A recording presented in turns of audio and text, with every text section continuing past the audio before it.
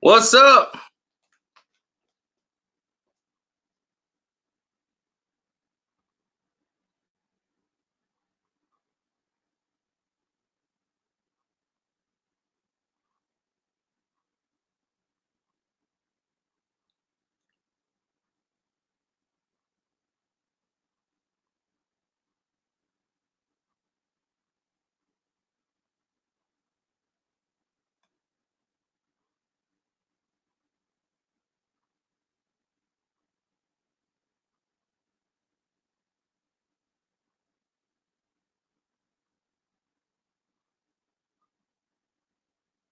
Yeah, we're trying to get everything working here. Yes, sir. Now, to me, the 1996 draft is probably one of the best class next to that 84 class. I don't think you'll find too many people that would disagree with that. With that much talent.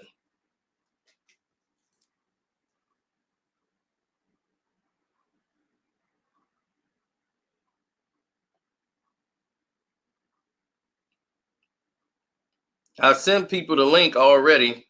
So they was like the 03 class was third. I don't know if 03 was better than 96 or that 84. I mean, any year where you bring in Allen Iverson and Kobe Bryant, you got Ray Allen in there. I think, did Damon Stoudamire come out that year? He probably came the year prior. Because I think they took Marcus Camby.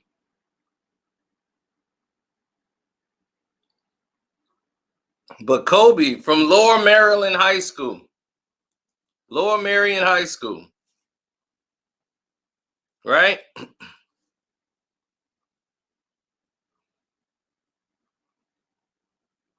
Wade, Melo, Bron, and Bosh came out that year in 03. Granted, but do you know how deep the draft go for 84? Yep, Shareef Abdur-Rahim. Shareef Abdur-Rahim, the man who was quietly destroying people.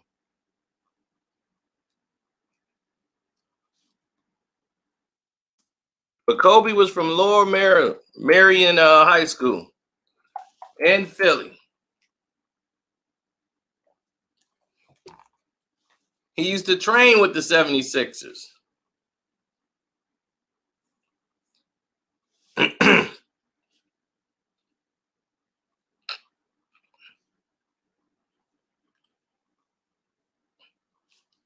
And the Sixers had the number one pick in the draft. Number one.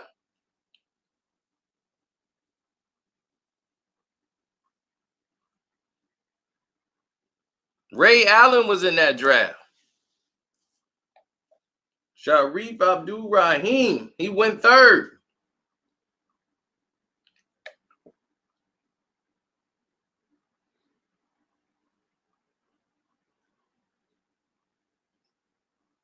Went third in the draft. Strictly has shown up. What's up? You back? What's up, man? Yes, sir. I think what happened was just like when more people beyond here, it's like the connection is messed up. But yeah, but I'm glad to be back, dealing with, the virus and all that. Just making myself safe, making myself, God got this in control, so Yeah. So But what do you think? Do you think the 76ers in 96 should have taken Kobe Bryant instead of Allen Iverson, the native boy from the hometown Kobe Bryant? Philly could have took him with the number one pick in the draft. I I mean, don't now see it. that hindsight is 2020, but you I know don't what I'm see it. saying. I feel like they should have kept Allen Iverson. You know, I can't see Kobe going back to the 76ers. I can't. And I can't see Kobe Bryant get drafted by the 76ers. It's weird. In my opinion, I think it's weird. Well, it's weird for you because you probably was young when this went down, like really young. So Yeah, you got to and realize I then was born Philly, I two mean, that was years like a after. logical choice because Kobe is coming from there. He just won the high school, state championship. He was coming to the league at and here it is. This guy's coming to the league. He's practiced with the 76ers. He practiced with them all while he was in high school. He played with them. So the owner, Pat Croce, and all of them, they cleared to have Kobe Bryant practice with the Philadelphia 76ers. So his father has a relationship with them too. So they knew all about this is all about the legacy, everything. But his thing is he was a fan of the Lakers. He was a Laker fan and he wanted to play for the Lakers. Boston was about to take him, That makes sense. but That he did makes not sense. want to be a Celtic. That Kobe wanted makes. to be a Laker. But yeah, it's like if Kobe was drafted by the 76ers, how would that affect the Lakers from how they had Shaq and Kobe? How would that affect the Lakers from winning more championships though? You see, we gotta look at this point. If Kobe It get affects the drafted by whole board. yeah, Because where does Allen Iverson go? Allen Iverson would probably go to where? Toronto? Where would AI go? mm, Because the thing is, AI um, was, let's look at it. Then Toronto had the second pick in that draft. It was mhm, Philly, Toronto, and Vancouver. They had the top 3 picks. okay, And what happened in that draft is Allen Iverson was clearly, after the Final Four tournament, there was no way Allen Iverson, who was basically the best player coming out of Georgetown, he wasn't going to be the number 1 pick. yeah. But see, that's that debate. It's that if it's one of what if questions. Now, in my opinion, I feel like if they would have drafted Kobe first overall, then AI would have got drafted by Minnesota because you realize Marbury got drafted third overall to Minnesota, and then you got to realize what if AI and KG were teammates? That would have changed the whole perspective right there. Yeah, I mean, yeah, that would have happened. But you got to look at this. What would now, because we know what Kobe became. Yeah, What would have been the perspective? Would he been able to become the Kobe Bryant he became if he was in Philly? There's no Shaq there. It's just Kobe. Kobe, because Kobe always said he was held back his rookie year by, the coaches. In the rookie year for the 76ers, they were in the toilet. So they were able to just play. That brother was letting yeah. Allen Iverson just do whatever he wanted to do. I was out there getting 50 a night, and Kobe got to sit on the bench. He watching everybody else get down, and he can't get down. So they went It's in. like what he's gonna. It's like is he gonna take notes from Stackhouse? Because if they immediately had Kobe Bryant as right, I think Kobe would not be Kobe as he is now. I don't think he would have started. Because all I that think pressure. as a rookie, I don't think they would have started him. I think they would have had Kobe. They would have had Kobe coming off the bench for Stackhouse.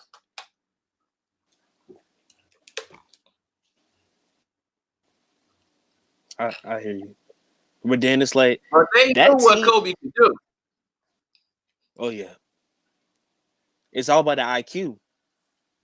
See, people tend to forget that nowadays. nowadays it's like people want to depend on, okay, yeah, this person could shoot. Yeah, he's okay as a defender, but people tend to sleep on IQ. See, cats like Kobe and Michael Jordan are once in a lifetime. Look at Kawhi. High basketball IQ. Yeah, and But that's see, the thing is that I'm looking at it now. The 76ers did the right thing. We not gonna say that they made a mistake by not taking Kobe Bryant. No, they took Allen Iverson. They came out. It but made you their know who made a franchise mistake? way better. They made more money You know with who him. made a mistake though? What? Charlotte. Charlotte made a mistake. They made a mistake What? because of the Trading Kobe? fact. Yup. Here's the thing. Kobe didn't want to play there. Okay. That was orchestrated so that Kobe didn't go someplace else. They went and traded for somebody else. But can you say the same thing for LeBron? Can you say LeBron didn't want to play for Cleveland? They just orchestrated because he's from Ohio. Because I always think about if LeBron would have stayed 1 year in college, right? Let's say either Duke or Ohio State. I felt like he could have got drafted by the Orlando Magic. What do you think? Who? I mean, what you talking about? You talking about LeBron? Yeah, if he would have stayed 1 year in college, because like how you talk He would have about went how to it was Ohio State, orchestrated. obviously.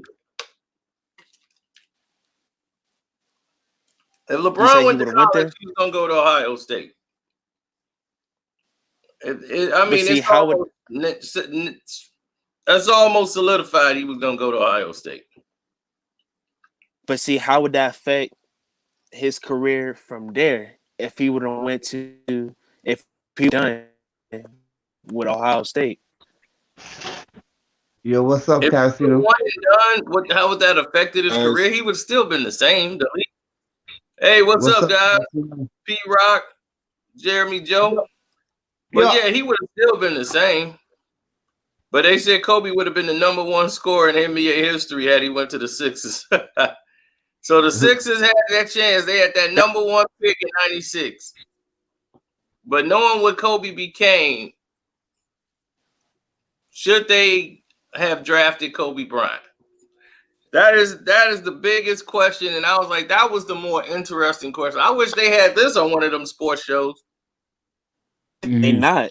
Yeah, instead Because of hearing all about them sports, this virus and LeBron everything. and Brady.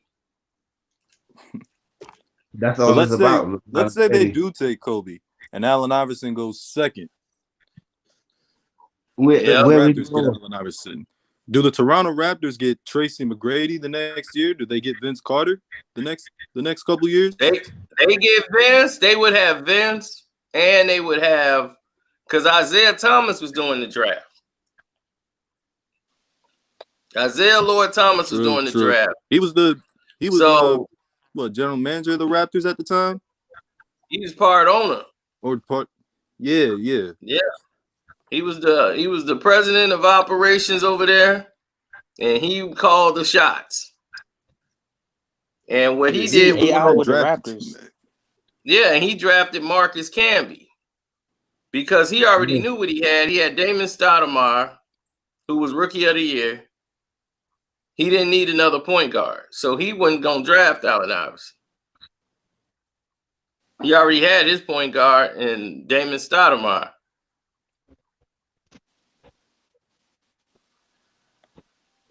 But it would have been weird for AI to be with the Raptors, though. That's a good point. Yeah. That's a good point. Because he wouldn't have Larry Brown. It's crazy to think, it wouldn't have been weird no matter what team he was on because he was going to be AI no matter what. Unless you guard. Allen Iverson was going to destroy the league, and that was just all to it. There was nothing like him. That's the thing. And this is the year of the guards. You know, Ray Allen, Kobe, Stephon Marbury. You had him come out. You've had Kerry Kittle. It was saying Kerry Kittles was better than him. Steve Nash came Don't out forget there. Steve Nash. Oh, Yeah. I forgot Steve Nash was part of that. Yeah. So it was the year of a lot of guards coming out in that draft. I think And Tracy McGrady too, right? Or he came after. I think he went the next I year. think Brady came out the next year. He came out the next year. Oh, he came out with Duncan and them the next year, I think. Yep. Yeah, I think he went with So Paul when Pierce. people came in that year, I mean, even Stojakovic came out that year. Peja Stojakovic came out that year in that draft. That's what I was thinking about, Pedro Stojakovic, you know. Wasn't Kevin That's what I was Garnett in thinking that about. draft? He was, yeah. Kevin Garnett was in that draft. Garnett went in the 96 draft? Wait, Kobe and them? I think he was. No. Garnett came out in 95. He came out in 95. Oh, he came out the year before that. Oh. I didn't know exactly what year, but I knew it was sometime around that time. So yeah, KG been in there because he played against. No, he was in there since. He was there since like 93. He was there that I early? believe either he got KG came out in 95, I think. 95. Because he came out of high did. school. He came out of nice high school. He did. So it was either 94 or 95. Nah, it was 95. It was 95. It was 95. Okay. 95, yeah. Okay. So he came with Kobe Damon came out Stoudamire. the year after. Yo, yeah, D-Star. And D-Star got Rookie of the Year. And everybody was mad at Isaiah Thomas, and Isaiah Thomas know how to build a team. He know how to build a whip. And that's why I'm like, he built that Toronto Raptor team. I used to beat people on playing that NBA back then on the PlayStation. I would pick the Toronto Raptors and beat every team in there. Carlos Rogers, Marcus Camby. I'm like, man, they had a whip. And then they whooped the Bulls. The 96 Bulls got beat by the new Toronto Raptors in Toronto. Damon Stoudamire was cooking them. That was the first time the NBA ever heard of a drop step. And Damon Stoudamire brought it to the league and towed him up with it. They could not control Damon Stoudamire in the drop step. It was like, what is this? What is that move? Yeah, did the umpires like have trouble like calling that, whatever? See, Damon Thomas is due. CeeLo, I would like to change the subject a little bit. You know, my homeboys was coming home, Bobby Shmurda and Roddy Rebel. You feel me? Them dudes held it down. You understand? When they come home, I'm gonna go on live. You know, they coming home this year. You understand? So they held it down. So you feel me? Sometimes people, you know, shout out the fuck up individuals like Takashi who's coming home before them. He's coming home tomorrow. He most likely coming home tomorrow, Takashi. You feel me? And them dudes held it down, you know. And I felt like, you know that the real dudes don't get the respect that they deserve. You understand? And the people that they wasn't. Yeah, there's a lot of them out there. I was happy that Bougie shouted them out because I was like, yo, that's what's up, because you feel me? That was my little homies and shit like that, you know. And they didn't tell on each other, you understand? So, you feel me? They held it down. They the one deserve a parade. Yeah. They showed you how it's supposed to be done. You know, I'm like, man, they was like, man, he was extorting the poor kid. I'm like, no, he wasn't, because I'm like, most of the time, the things he was talking about is all the stuff he was doing. He was sending them on missions that really was just some nonsense. Yeah, and all them people called up. I'm like, you got your man. You call him up out of his crib and have him come down there and shoot at a building downtown in New York. I'm like, what was that about? He came out. Kuda B came out, you know. Kuda B came out and fucking and Takashi used that to say, all right, let me get out. Kuda B held it down when niggas was like, oh, his mans and them, this was extorting him. Kuda B was not. The older homies were extorting him. You understand? Kuda B was not. You understand? Kuda B was his ride or die man. You understand? So you feel me? It wasn't like that with Kuda B. Like he was. No, but he was a strong after him. He would straight sell his own mans out just to that show you right there he would sell his own man out, anything for protect himself. Yeah, He all exactly. about self. Exactly. And why I'm like, yo, fuck this nigga, my nigga. Nigga talking about he coming home, my nigga. Them niggas is coming home. They talk about Tekashi, them niggas coming home in October, November. They're not even getting the quarantine. Like, they're not even getting you released on carnivore virus. You understand? The judges like F you to them. Like, you understand? Because they didn't tell on each other. Because the judges supposed to release the homies, you know. Oh, what's up, Nick? You finally made it in here, huh? Yeah. What's going on, man? But you will. Sorry, it's sorry got up a topic though, you know, because I keep seeing this Tekashi coming home, and I'm like, yo, Bobby Smoke coming home, Roddy, and his man is coming home, Roddy Rebel. You understand? His best friend the next month after him, and nobody even saying nothing about that. You know, they just go and find this snitch nigga that fucking knew what he signed up for. You understand? Yeah, and then calls most of it. And calls most of it. Like that, they don't make it. You know, they don't make it to the end. They normally be used up. And when the industry, the record labels that's been protecting them can't make no more money off the clown, and ain't nobody paying them no more attention, that's when somebody gonna tap them on the shoulder. Yeah, that's straight. Because at the end of the day, Teriyaki Snitch 9. Yeah. It's against the rule. I never didn't write nothing about my homie. Academics would have got it just for being still repping them. I'll be honest with you. I'm not gonna lie to you. Gave it to him just for repping him. I ain't gonna lie to you. The homeboy told me like they don't fuck with that nigga. You understand? Because of what he was doing. Because he made a name off for nigga. He made a name off of them of the War Chirac and the Bobby Shmurda GS9 shit. Kobe. You understand? The sarcastic shit. What was good, man? Kobe. Cino, right? The sarcastic shit he said about my homeboy Quano. Oh, he told the judge suck my dick, and that's why the judge gave him 100 years. Like, you selling lies, my dude. You understand? That shit got reduced down to like 65. You understand? And you making it like you being sarcastic, like you understand what talking about it should be sarcastic about. I'm late to the stream, so I don't know. Like, what did y'all discuss Kobe already? No, we still talking about Kobe. Yeah, he just took a time out to talk about that for a minute.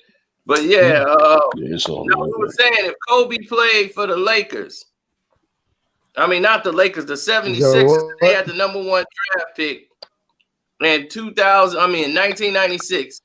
They had the number 1 draft pick. Philly, he was Philly high school, everything. He practiced with him. What would have happened? What would have been the difference, you think? How would you think that would have went down if they had drafted Kobe Bryant instead of Allen Iverson? That would have been interesting, man. I can't really imagine Kobe without a Lakers uniform, man. I think they would have won a That's weird enough to think about. Yeah, I mean, I don't know. I mean, do you think the Lakers get another draft and there's a Lakers 3-peat? Do you think they get Phil Jackson? I don't know, man. I don't know. I don't know what to say about that. That's very interesting, man. Because I don't know. Because at that time, I don't know if they get Phil. Yeah, because the fact that Kobe was there had a lot to do with Phil coming over there. And I don't know if the Lakers actually win three NBA championships on the triangle. Remember, they would have kept Eddie Jones. I think they would have kept Eddie Jones if they didn't get Kobe. Right. Yeah, they would have kept Eddie Jones. But they would have kept Nick Van Exel. I think they would have kept Nick. They would have definitely kept Nick at the point. Okay. They moved on. I mean, Nick and Phil wouldn't have probably got along too well. Now, why you say that? So they would have had to move Nick. They wanted more somebody who was gonna be. Nick was more of a scoring point guard. So you basically had two guards out there. That don't fit with the Phil Jackson system. Okay. He ain't gonna be able to run the triangle. Okay. So they was gonna have to get rid of Nick And definitely when they got rid of Eddie, because that was the big thing. Like Shaq was upset they got rid of Eddie Jones. Yeah. But Kobe, Yeah. you know, he just didn't think Kobe was mature enough to handle the position, and they were crowning him. And then Eddie Jones, who was very, you know, but he thought Eddie was way too poised at the position. But now we look at it, you was like, okay, yeah, that was the greatest thing to ever do. But at that time, Eddie was the best defender, better scorer in the paint, straight out of Temple. Yeah, he was but nice. There's no way, because they would have still had Vlade Divac on their team, the Lakers, because they traded Vlade for Kobe. So they would have probably used that Vlade pick and traded somebody else. And they probably would have ended up making a trade for, I want to say, trade up and got probably Steve Nash. I mean, that would have been the best thing for him. But at that time, coming out of Canada, not too many people knew really too much about him. That would have been interesting, man. And that it's interesting to think about. Steve Nash and Shaq, that would have been interesting. Would have been very interesting. It would have affected and to play both with teams. Eddie Jones too. Yeah. But Isaiah already let the world know that he wasn't going to take Allen Iverson. Even if they got the first pick in the draft, he was hooked on Marcus Camby.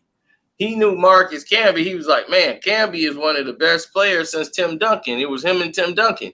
So he was like, I'm taking Marcus Camby from UMass. So when he took Camby, he was like, that's the guy we need. We got Damon Stoudamire already. Damon Stoudamire just won Rookie of the Year. He was just beat Michael Jordan in the 96 Bulls. Yeah. With Dennis Rodman, with everybody else. And they won a record games, but one of their losses is to Toronto. Because they couldn't handle Damon Stoudamire. Now, I actually heard that drop that, step was something different. Now, but hold on. I actually heard that the New Jersey Nets, while John Calipari was the general manager, actually passed up on Kobe. Is that true? Who? The New Jersey Nets. They passed up on Kobe also. A lot of teams passed up on Kobe. Kobe was going to go to Boston. He was the number 13. He worked out with Boston. Remember, I did the whole video, showed you the picture. I remember that. Yeah, he killed that, man. He destroyed the practice. And they was like, man. Red Auerbach was like, sign him. But the general manager just like, I just don't know, putting all this trust into a rookie. Even though, but he was like, he really didn't want to play here. And he really didn't. He didn't even want to wear the Boston gear. He didn't want to play for Boston. That was just it. And it was the best move. They took Antoine Walker, but yeah. Yeah, I mean, overall, but how done was Charlotte for trading Vlade Divac for dumb way for doing that deal? Well, the thing is that trade was already orchestrated. Like, they traded the pick because they made a deal with the Lakers. The Lakers is like, if you draft Kobe Bryant, because they didn't have no player they were really looking for at the top, and they didn't want to pay out no big money for no athletes and no top 10 or like no first round. They were like, look, we ain't going to be paying no big contracts. So we ain't looking for that this year. We got the players we like. So y'all want a player, we'll cut a deal. Y'all, give us a good veteran, and we'll give y'all one of these rookies, and you can deal with some rookies. Man, it was like, we want you to draft Kobe Bryant if he become available. Man, Vlade was still decent in the 96. Decent. When I first but man, draft, like you see that they just oh, my fault. But I was like, I thought Kobe Bryant was going to Cleveland. Cleveland? You thought he would have went to Cleveland? That's interesting. Took a dude from the Ukraine who was literally like Pantaikako. Patakiko, the center. Yeah, the center. And I'm like, what were they thinking? I thought they was finna I think they got him and Zeke. I think they got him and Z in the same year. Zydrunas Ilgauskas. I think they both came in that year. Yeah. I thought they were going to take Kobe, but the New Jersey Nets, I don't think they were ever looking at Kobe Bryant. They had one player in mind, and they was definitely locked on him since the tournament. And that Who was did they Gary. draft up? So Gary Kittles was Gary Kittles. they Okay, loved Gary Kittles and said, "Oh man, Hey, he went to Gary Villanova." Kittles was a dog at Villanova. Yeah, he was. I mean, but he was never going to be better Kittles than what he a was. dog at Nova. Yeah, but he was a dog. Like another Ray Allen type of player. They like the same type. Him and Ray, their game is more like pop, stop and pop, pull, that was mostly their game. Gary Kittles was never going to really excel more than what he was. But if you get the point guard to play with him, he'll show you. Gary Kittles just turned into a defender. You get to see the better of Gary Kittles. But trying to depend on him to just get his own shot and, back post, that ain't his game. So when you get people like when they got Jason Kidd, they brought everything out. Everything. You got fans, you got all this stuff going on. I'm like, New Jersey was running and beating teams, and they was like, man, how's New Jersey beating everybody? Got a point guard. And they playing everybody's strengths. You know where Gary Kittles like to get the ball? Yeah. Couldn't nobody in the East beat him. I'm like, man, they couldn't even beat the New Jersey at that time. Everybody like, man, I want to see no Lakers in New Jersey and no NBA Finals. It's like, dude, can't nobody beat them. They were like, beat them. Yeah, they was running through the league for a few years. 02, 03. Man, the Pistons had a shot one year, but Chauncey got hurt in the playoffs. And I think they ended up just sweeping them because they hadn't built the whole team yet. Yeah, nobody else really could step to him, because of Jason Kidd. And they was a fast break team. They was killing it. Yeah. It was running up and down the court like deers. But that would have been interesting though, because man, Jay Kidd. And see, Jay Kidd, he was the kind of point guard. He'll go get the rebound and just push it up the court, full speed. You know what I'm saying? They was killing him. Grab it and go. Just go coast to coast. Yeah. You know what I'm saying? That was his style. Yeah. That was his style. They had no big man though. But I'm thinking, what happens to the Lakers? Do the Lakers win 3 championships? I don't think they do. Do they win a championship? I think they will. Absolutely not. Hell yeah, they gonna win a championship. You crazy? I don't know about they had Shaq, nigga, Glenn Rice, Robert Ory. What you mean? Like, do they even bring Phil over? Shaq came over in '96. Yeah, when did they win? They won in 2000. Right. 2000 was the first time they won, so it took them 4 years with Shaq. In 99, 2000. And Kobe. And Kobe too. Right. So you got to put Kobe in. He came in 96. And Kobe, they had Kobe. Yeah, I mean, Kobe was on the Lakers like for 3-4 years before they won the championship. Kobe got drafted in 96. The Lakers won their first championship in 2001. Kobe in 96. Kobe and Shaq came in at the same time. Yep, facts. Shaq came over and they drafted Kobe. Yep. And Shaq didn't like it. And they didn't start to flourish until Kobe Bryant hit the starting lineup. And then you kind of seen what they was going to be. You know what I'm saying? Like because before the year. That's when they started really Yep. Yeah, he hit the starting lineup and it was on after that. You know what I'm saying? They was both averaging like 30 points a game. It was crazy. Kobe was around like 21, 23 at first, and then he started moving up his average. But first, Kobe wasn't averaging no 28. Kobe was rookie year, like 7 points. He was what? Rookie year, rookie year, he was averaging 7 points. Second year was 16 points. Then he went up to 20 points a game. So don't act like Kobe was coming in averaging 30. He wasn't in the starting lineup. He was coming off the bench. He was coming off the bench in 2 years. That's why. Yeah, he didn't even average like 10 points his rookie year. Because he was coming off the bench here. Okay, When he hit the starting lineup. What you think happened to the 76ers now? If they had Kobe Bryant? Let's say they draft Kobe. Do they wouldn't have had Iverson? Do they play the Lakers in 2001 in the finals? Do they make the finals? Yes. Yes. Probably. See, Michael Jordan was still in the league, right? Like 40 points a game for him. That's interesting. See, that's the thing, because Kobe Bryant didn't get to play as soon as he got drafted, though. He came off the bench because the coach wasn't letting him play. So we didn't really know how Kobe Bryant played when he actually played on the rookie season. In his rookie season. I mean, he had flashes of He had to greatness, but, really we didn't basically actually see it though. He wasn't ready. He wasn't good enough to put in work like that as a rookie. He was 17, 18. Eddie Jones was better than him. You know what I'm saying? Yeah, but the thing is, you gotta put him out there to actually see what he is. Yeah, he wasn't ready. I mean, if he was better, they would have got rid of Eddie Jones that first year. You know what I'm saying? He wasn't ready. He was 17 out of high school. Back then, those players out of high school, they wasn't averaging 20. LeBron was the first player out of high school to give you 20 points a game. And that's a fact. Even Kobe out his own mouth said he was averaging like 17 out the gate. Who LeBron? LeBron was 20. I gotta look that up. I gotta Google. I gotta do my Googles on that one. Yeah, you know me. See, I'm Kobe Bryant. I don't need Google. I don't need that. It's right here with me.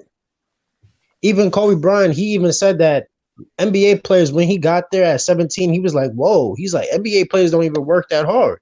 He was like, all he had to do was work hard, and he would have actually been on top of his game as a rookie as well. I feel like that because he had that work ethic already. Yeah, I'm just going by numbers. You know what I'm saying? Numbers never lie. He was averaging 2 points a game. LeBron wasn't. I mean, Kobe wasn't as physically gifted as LeBron was. Like LeBron came into the league with a NBA body. You know what I'm saying? Like Kobe had to like sit there. Yeah, he had to work out. Yeah, he had to work out. He had to work. I would like to reply, guys. I would like to reply. He really got that workout as air balls. Yeah, that's a fact. Guys, Kobe came out in the hand checking rule age. You understand where hand checking was allowed. You understand? So he was not going to average that much points at 17 years old. Times. And that's impossible. You understand? LeBron came out. But the thing is, he didn't get out there to actually play, to actually get the experience. You got to get out there to play to get the experience. But he did learn, like he even said that to actually have a longevity career, you have to build muscles, and that's why he had to get some frame on his muscles and stuff and start working out a lot. He said that on his own mouth. Like after that Utah series, Kobe was in the gym like crazy. He was like, I need to get stronger. And he already, the confidence was there. The confidence was always there. Imagine going in the paint with the mailman. Right. He had the confidence at that time. Imagine that. He had the confidence.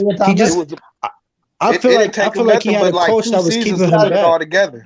Exactly, but that coach had to leave though because that coach wasn't really believing in Kobe. Yeah, you don't never see Kobe Bryant talking about Dale Harris like at all like that because he didn't let him play. He didn't let him shine. Well, so remember he told that story about that one time. Yeah, he definitely did. I forget what team it was. It was like 10 years later, and Kobe just torched him. And then he went over to Dale and was like, "That's for sitting me my rookie season." He was like, "Kobe, that was 10 years ago, man." Let me ask y'all this question real quick, though. What's up, man? And now, if Kobe actually did play on the New Jersey Nets, how do you think he would play with? How do you think him and Jason Kidd would mesh together? How y'all think that'll go? Oh, that's a good matchup. That's a good fit right here. That's a good great fit. You're right. That's a nice pickup. Oh, that. Think, yeah, it's difficult to say because they'd have been running. How was their mentality back then, though? You got to see how their mentality was back then. No, J. Kidd was a pass first point guard. That's a pass first point guard. So that'll work. That would have definitely worked then. Exactly. Exactly. Like having him and Kobe out in the open court, in the open floor, that'd have been so deadly. You know what I'm saying? Yeah. Like, forget about it. See, the reason why was him and Shaq, they clash because Shaq, he's more of a person that wants to he's more about branding. He wants to be the superstar of the team. He wants everybody to talk about him. But Kobe Bryant, he doesn't even care about the whole them talking about him. He just wants to be the best. And he's gonna put in that work to show his game and stuff like that. So they was clashing because Shaq he was just like, let's play. Right, and everybody was going. Shaq exactly. Kobe wanted to show that he was on a different level. Kobe wanted. He started getting hurt, and Kobe was like, "What you doing, big man? We need you. Like, you making it tough on all of us. Like, we need you." And he even said in that interview when he was doing the face.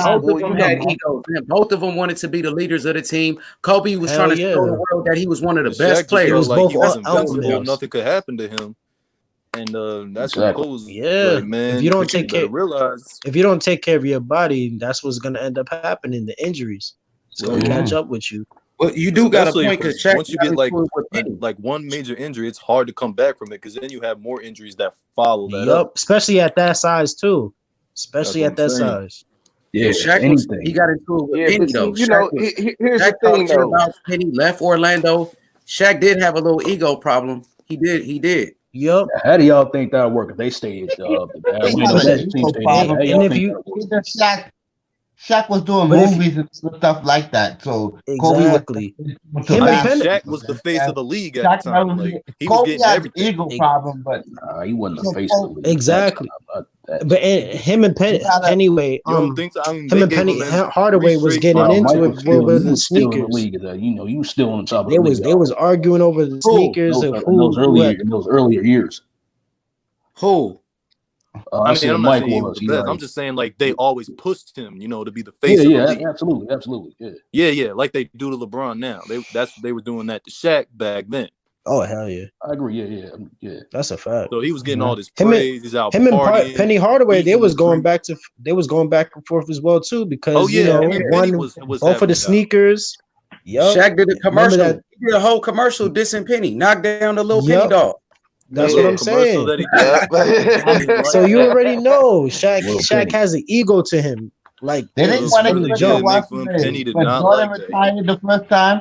They didn't want to give it to Hakeem. They didn't want to give the league to Hakeem. They wanted to give it to like Shaq and Penny. You understand? So that's why they tried to promote Penny too, but Penny was like a lot more quiet than Shaq was. Shaq loved and you see, Kobe wasn't quiet. He was gonna let you know. Yeah, Kobe that was the problem. He was vocal. He's an alpha. He was very vocal. Yep. Both of them are. And that's Penny wasn't quiet either. They just Penny wasn't quiet either. They just swept a lot of their beef under the rug. Like they talked about all their little drama on their E60 that they did. You know what I'm saying? The 30 for 30, whatever that was.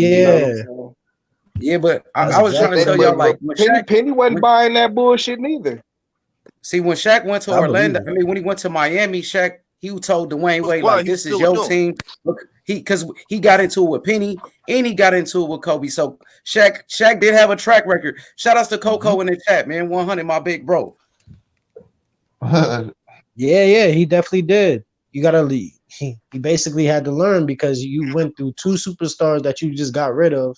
And he at least got 4 rings. He had to sit back. He had to take the back seat. Shaq at that time when he went to Miami was not the same. You know what I'm saying? Watching him, he was not the same. Like physically, he wasn't the same. He couldn't do what he he was on his way down. He was in decline at that time. Yeah, so that's why he ended up giving it to D-Wade.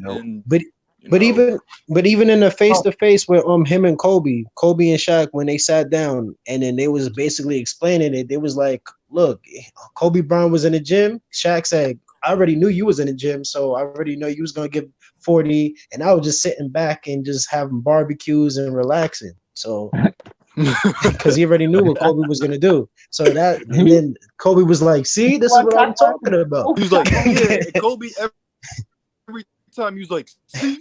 And that's what pissed me off. He did say that. He did, for man. real. He had the same problem with Shaq too, After they went to the finals, he had the same problem. Shaq came back overweight, you understand? Yeah. He was basically playing himself into shape in the beginning of the season. And that's how he got injured.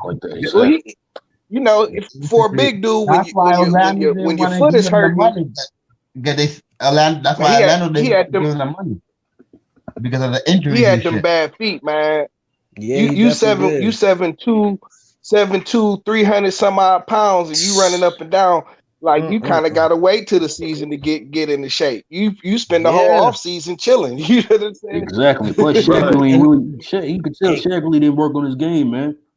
At all. That's how I looked at it. And then that's another. His game was very basic though. He came in the league and he was basically the same player ever since. But when he came in the league, I remember, his game, dunking, breaking backboards. Like, well, we're promoting this guy. Yeah. And I remember Kobe Bryant. He was mentioning how he had to because he was big and athletic. I remember he was mentioning like 10, like Kobe Bryant had like 10-40. He was gonna have 10 40-point games, but Phil Jackson told him like, look, you can't break it because you know you got to build up Shaq's confidence and stuff like that. So it just felt like Kobe Bryant was, you know, he had to literally stop himself to, you know, build up Shaq's ego and you know his you know his chemistry with the team.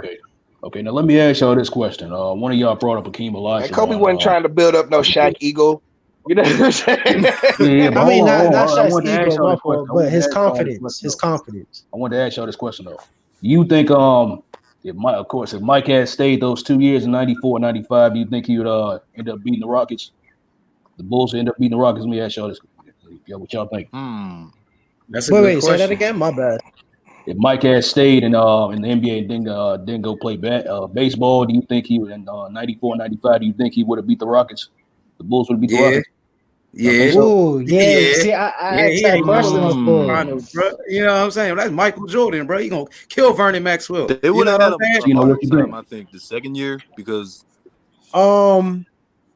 honestly, I feel like it would have been 1-1. Hey, dudes was scared of Vernon Maxwell, man. Dudes was scared of Vernon Maxwell. Probably. You know, Jordan would have cooked his ass, bro. I don't care if who was scared of him. Jordan, you think Jordan would cook him? I know Jordan wasn't scared of him because him and Jordan got into a fight plenty of times. Yeah, I know. That's what I was just about to say. Kenny Smith told this story one time about how he went after Mike for going off on him, and like Mike didn't want no parts. You know what I'm saying? Like legitimately didn't want no parts. You know, like what's wrong with this dude? Mike got up in his face. Vernon Maxwell, he ain't nothing. He 11 points a game. I'm saying though, he didn't say he wasn't nothing. He gonna get fouled out. He ain't nothing. He ain't no Hall of Famer. What is he? You've never been an All-Star. You're a stat guy. He's a role player. A lot of players win the Hall of Fame, dude. Give it to you on any Exactly. 30 or 40. Vernon Maxwell will get hot and get hot on you now. He get hot on you. That was 94, 95, right? He won in 90. He was part of that 94 Houston Rockets team. I think he was on both. He was. He got 2 rings. Nah, he was on the first one. You can Google it. He was. I already looked it up. I already know what's up. Was on the second one. He got 2 rings. He was on the bench. He was on the bench because Clyde came. Exactly. Hey, I don't know, man. They were struggling against the Suns. It was struggling. Google it, bro. I think the Bulls would have probably pulled it off too. Houston was an 8th seed. The first year they won, they was an 8th seed and won it. Now they wasn't an 8th seed. They was like a 7th seed. They wasn't the New York Knicks is the only team that was an 8th seed and went to the finals, bro, against the Spurs in the shortened season. Yeah. With the Pro Spreewell, man. Now let's take it back to 96. Do you know who was number 3? The Vancouver Grizzlies had the 3rd pick, and they took Shareef Abdur-Rahim. Shareef Abdur-Rahim has been the most underrated player in history. This dude dominated. Every time he played, he was always going to have 20 plus. He's going to get you boards. He's going to get you assists, defense, everything. This draft class was deep. Never really he played in Vancouver. Nobody ever paid attention. Exactly. Man, he was outstanding. Everything for that team. I think Rasheed Wallace is underappreciated too, you know. No, I wouldn't say that. He won a chip. He played he was on broad stage. He was in the NBA playoffs and finals, and everybody know about She. Everybody just wait to see when he's gonna lose it and get thrown out the game. But he just kept getting ejected. Right. Ball don't lie. Exactly. Yeah. Ball don't lie. Ball don't lie. Both teams played hard.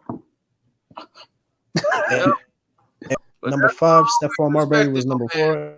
Antoine Walker was number 6. Yo, this was a deep draft. Yeah, this was one of the best drafts since '84. Yes. Even Samaki Walker, when he came there, was good. But let's look at this. See, remember, Marbury got drafted 4th by the Bucks, and then he got traded to Minnesota. Yeah, for Ray Allen. I forgot all about that. Yeah. Yeah, so that's how Ray ended up being a Milwaukee Buck. Now, what if KG had Ray Allen? Remember when they met up in the Big Three? Imagine if he had him over there in Minnesota. So it'd have been KG, young Ray Allen. That would have been pretty interesting. Instead of Marbury. Man, who else is on that team? They didn't. Because they ended up with Marbury. They ended up having the best record. They had a better record, the best record in the West. Yeah, they did. That's number one. They were number one. And then they lost to the KG, Sam Cassell. Yep, they had home field advantage against the Lakers. Oh, yeah. And lost. The Lakers beat them. They had Spreewell on that team too, huh? Yep.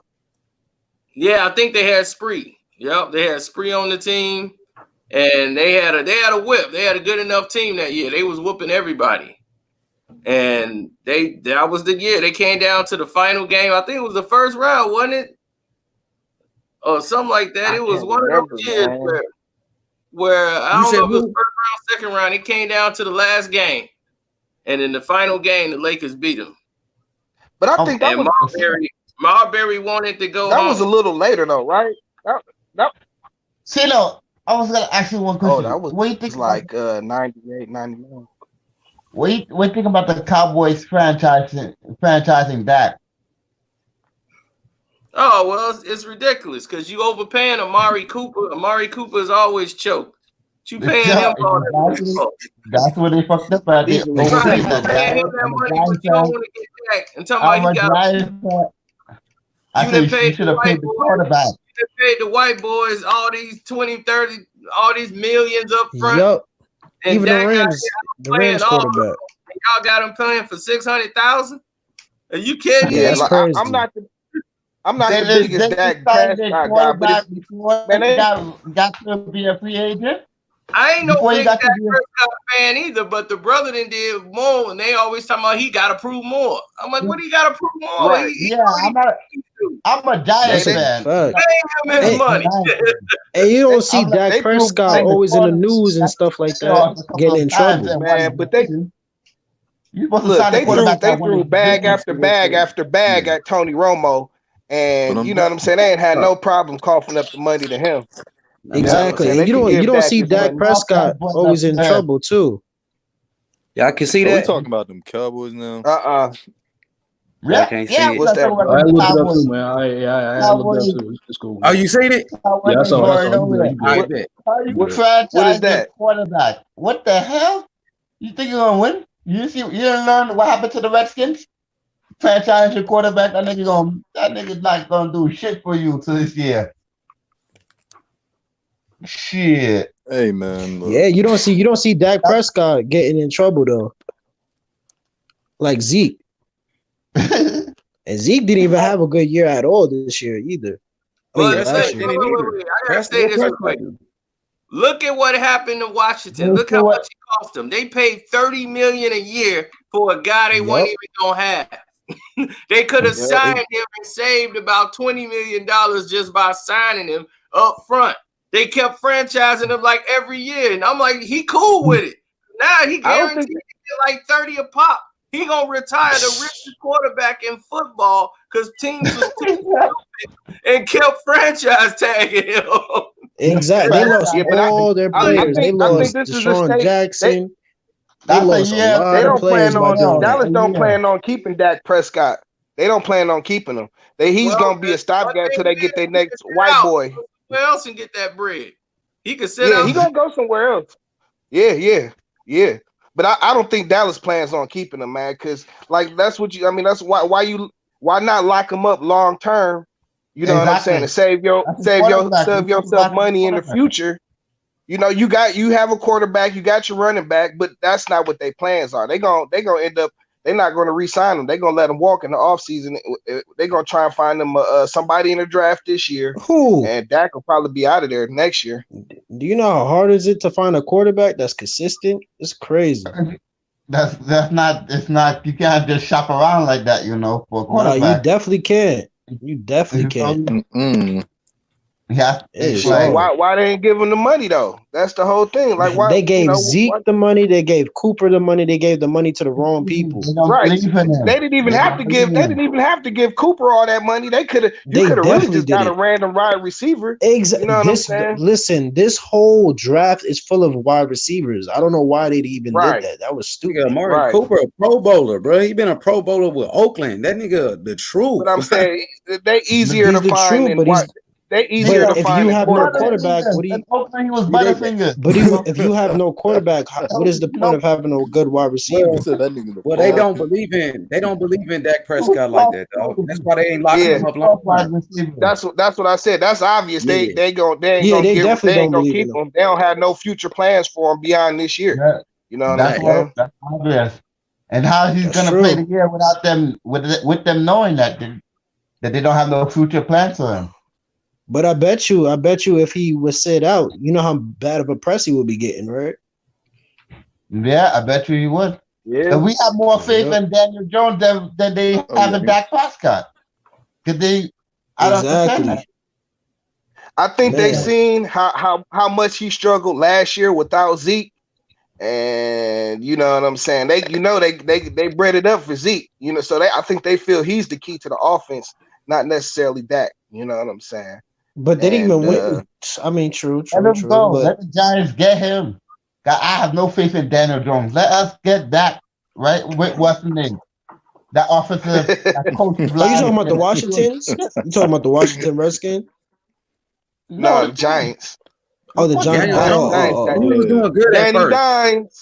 He was doing good at first, bro. Where y'all think Cam Newton is going? Please get rid of Danny Dimes, man.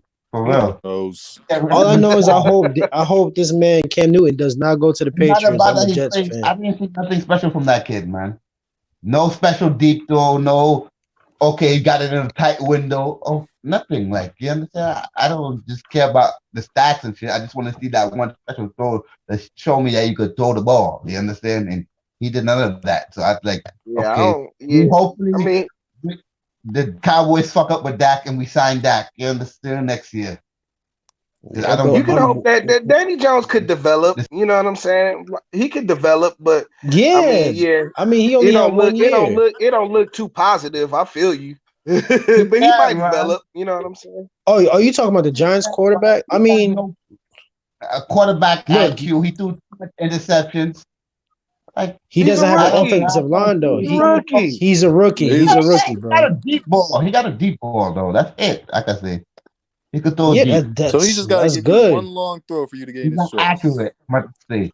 He don't have but my thing is like he doesn't. The Giants' problem. They don't have an offensive line. Yeah, that team was garbage. Definitely. He had a garbage team.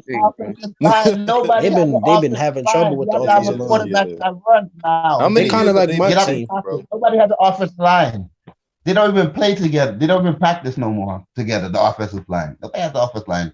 Have a quarterback that runs around the pocket or some receivers that can do some tricks down the field. See, right now, Tom Brady left New England. He went to Tampa. He got Mike Evans. You understand? Somebody that do something down the field. You understand? The Tampa receivers, he's good in Tampa. They better just have a good offensive line for Tom Brady, then they should be going to the Super Bowl. I can't even lie. Who's going to win the Super Bowl first, him or Bill Belichick?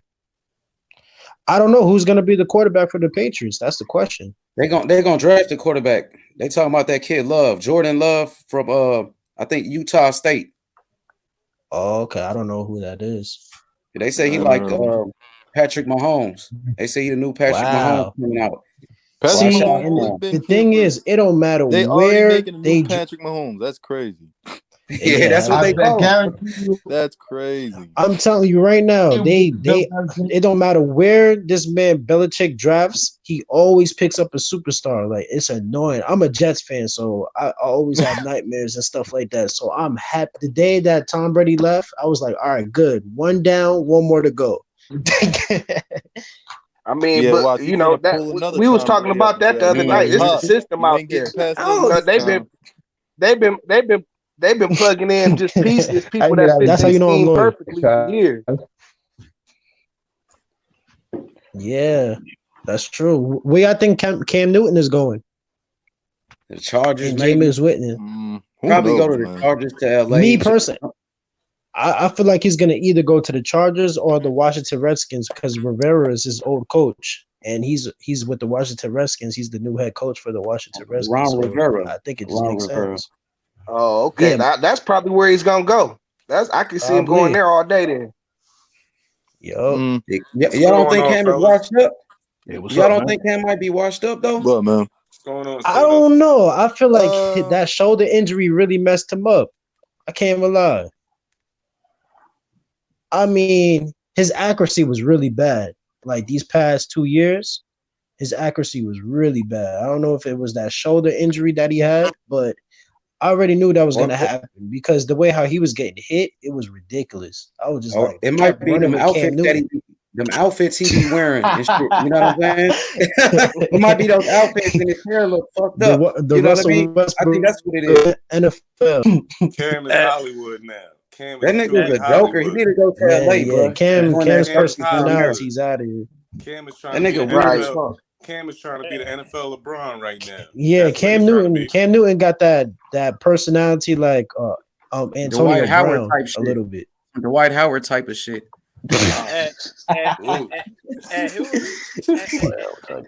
Oh man, Amari Cooper was the truth. Hey man, let me ask y'all this question right here. It's a boxing question. Let me see if y'all can answer Cooper's this. Not the truth. Okay. So in their prime, Amari Cooper's not the truth. No. Okay, so in their prime, who do y'all think will win? Okay. Who do y'all think will win this fight? Larry Holmes or George Foreman? Foreman all day. I got Foreman in his prime against Larry Holmes in his prime. I got Foreman. I got Larry Holmes. Okay, why you say Larry? Larry would keep him back with that jab. He keep him back with that jab all day. George wouldn't be able to get to him. George had a little jab on him too, but man, like his power was just. I mean, the thing is would Larry Holmes be smart enough to beat George Foreman? Because that's all you had to, that's how he lost because people outsmarted George Foreman. Yeah, so you know what you got? Holmes out in the 6th round. I think he would knock him. Is that in the 6th? It'd have went 6 rounds and he'd have knocked him out in 6. Holmes would have been winning and would have got caught, and then it'd have been all over. Exactly. I can see that. I can see that happening too. I got a question. Muhammad Ali it was no other Mike way Tyson. that was gonna go. We just answered it. I just asked this question about Muhammad Ali and Mike Tyson. I said Muhammad Ali or Mike Tyson. Catches, boy. It's hard to pick. I would Ali. Young Ali, your class is Clay. Yeah. Both in their prime. That's better. I still got Mike. Yeah. Because he had the speed. Ali would have outsmarted him.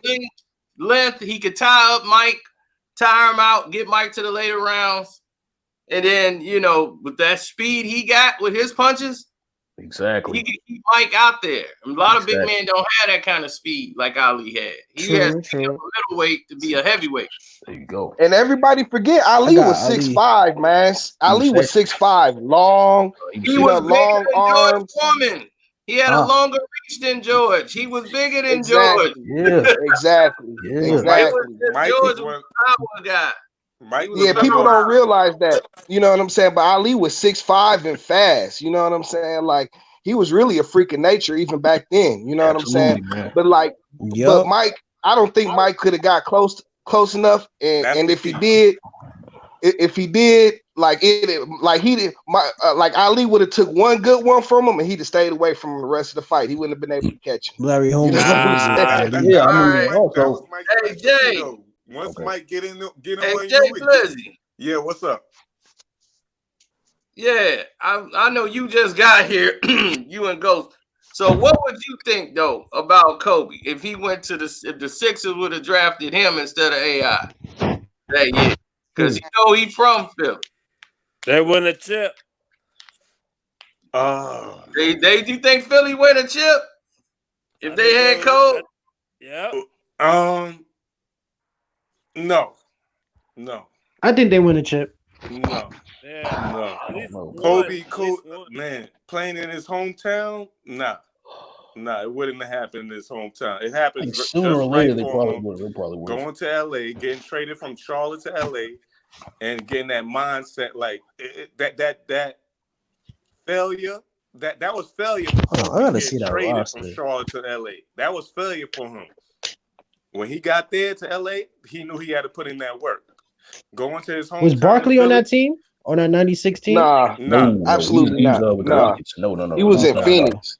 He was with the. Oh, he's in Phoenix. Okay. Kobe He got would've traded put to the Rockets in '96. Kobe would have put up his numbers. I don't think he would have got 97. playing My fault, time my that fault. much. He would have got the playing time in Philly, but they wouldn't have got the wins. They wouldn't have got the wins.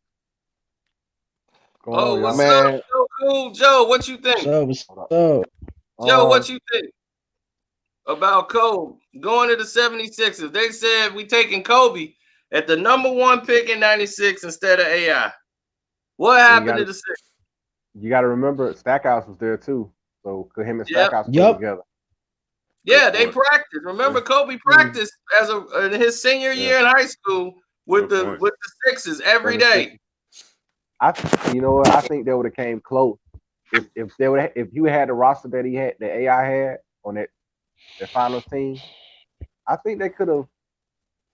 It depends on who they would have played too in the finals. Exactly. If they played the Lakers, that Laker team without Kobe, I don't know. But you got to think about what about if they would have played Sacramento? Well, see, you got to understand, the Lakers had a plan. They got rid of Nick Van Exel and got Derek Fisher. Yeah. They drafted Derek Fisher and got rid of Nick Van Exel. See, they were bringing in 2 younger guards. But the first couple of years of Kobe's existence with Philadelphia would have been all bad because he started all bad in LA. What up? What's up? Yeah. So I was gonna say he would have came off the bench, but I think he would have had more playing time. They would bring Kobe in with like the last 2 minutes of the fourth quarter. The Lakers do, and then he would put on a show. Yeah. But you know what? If Philly had messed around and not put no team around Kobe, he'd have been out of there. He might end up in LA anyways, just in free agency. Or what if Charlotte would have he wanted to be a Laker, man. He wanted to be a Laker, but he wouldn't have complained going to Philly because he was already home. Plus his daddy played there too. Yeah, Right. that's why, of course, that's what got him through the door. That's why he was able to practice with the NBA players while the rest of his high school was playing. They practicing amongst themselves. Kobe practicing over there. They knew he was going to the league. What if he would have stayed with Charlotte? What if Charlotte would have What's up, Christian? What you think, Christian? Man, if Kobe was drafted by Philly, do you think it's a good move, one? And what do you think happened with Philly if they get Kobe? I don't think it would have been a good move, honestly, because you picking somebody from high school, and at that time, a lot of people that coming out of high school it wasn't looked upon. The best fit for them was Allen Iverson, or would have been Ray Allen. Honestly, that'd have been even though Ray Allen a little bit, but they had Jerry Stackhouse, but Jerry Stackhouse could have played the small forward position, and that would have been the splash, bro. Because Jerry Stackhouse could shoot that. He could shoot it. And then they probably would have picked up a point guard. You know what I'm saying? So I think picking, Allen Iverson was the better fit. But if Kobe went there, I don't think they would have been that good. I think honestly, he would have. Honestly, you see what Kobe going to another team would look like with Devin Booker. That's the example right there. Nah, that's a bad example. But they're not the same kind of player though. Kobe's more. Kobe's a little more dynamic than Booker. A little more. I'm just saying that's an example of looking at a guy who could score the basketball. Nah. What if he would have stayed in Charlotte? What if Charlotte would have kept him? Because Kobe played defense too. Charlotte already had a squad. They had a little squad already. They had Morning.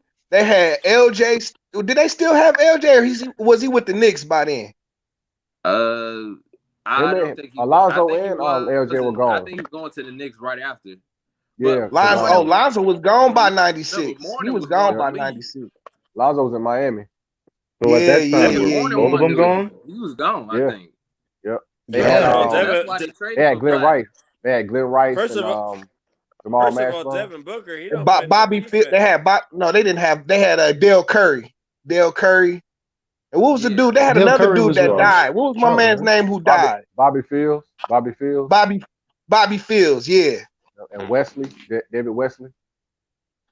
And Muggsy Bogues. He was the point guard out there. Muggsy was on his way out. I think He was in him and Dale Curry were in Toronto at the time. When did Muggsy leave? He was gone too. Oh damn, he was in Toronto? Yeah. He was David Wesley. too. David Wesley. Wow. You remember David Wesley and Bobby Fields had that car chase. They were racing against each other. That's how Bobby Fields got killed. Oh, that's what happened. Yeah, because I know Muggsy ended up going to Toronto. Their backcourt would have been David I don't know Wesley what year that was. Hey, I know this is kind of off the subject, guys. What do you guys think? I was watching Undisputed this morning.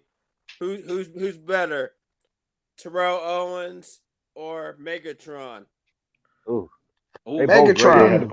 They both. I got Terrell Owens. Megatron. I got Terrell Owens. Man, Megatron, he shattered every record that's out there. The ones that Jerry West didn't already shatter. Yeah. I just wish he could have got him. I wish he could have got a Super Bowl ring though. But you gotta think about it, it was a different era at that time too. I'm from Detroit. The Lions are garbage, man. No, y'all need to get rid of y'all quarterback. You know it's real when That's you in your own city you got everybody garbage. That's like Dallas. Man. Theo was better than Megatron because he could run the whole route tree. Megatron, they just made him. He was a bootleg Randy Moss.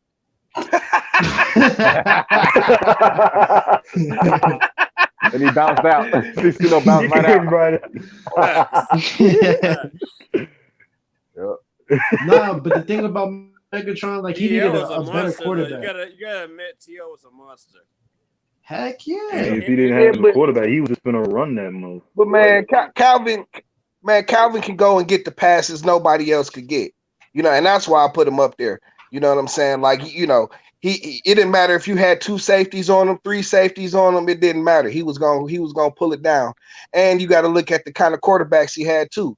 You know what I'm saying? He had Matthew Stafford. Exactly. Matthew Stafford is straight, but he ain't no like Brett Favre. You know what I'm saying? Like he ain't an accurate quarterback like there. He don't throw receivers like in stride. He don't do none of that. You know what I'm saying? So like the catches that Calvin made, he was making on the strength. Like for real. In double coverage. Yeah, but you got double, triple coverage. I mean, you got to think about all of them. T.O. He played behind Jerry Rice for a couple of years, and he shined in different markets. He was the man. Philadelphia. Yeah, but you give Calvin Johnson a like a great quarterback. You know, a Donovan McNabb, something like that. You know what I'm saying? You give him a Donovan McNabb, you know, like you really see what he all about. But he had Matthew Stafford his whole career, you know? Nah, that's the Detroit Lions' problem. They got to get rid of I feel like Dallas won't be right. Dallas ain't been right since Jimmy Johnson left. I feel like Dallas ain't been right since Jimmy Johnson left. Since he let Jimmy Johnson go. All right. I mean, you know, like they put all them years into Jason Garrett, and Jason Garrett ain't never been nothing to me. Like I don't even know why they kept the dude so long. And like that, he's the one that's kept him on this course like the last 10 years. Because I guess he was a puppet. They kept saying that he was a puppet. Basically.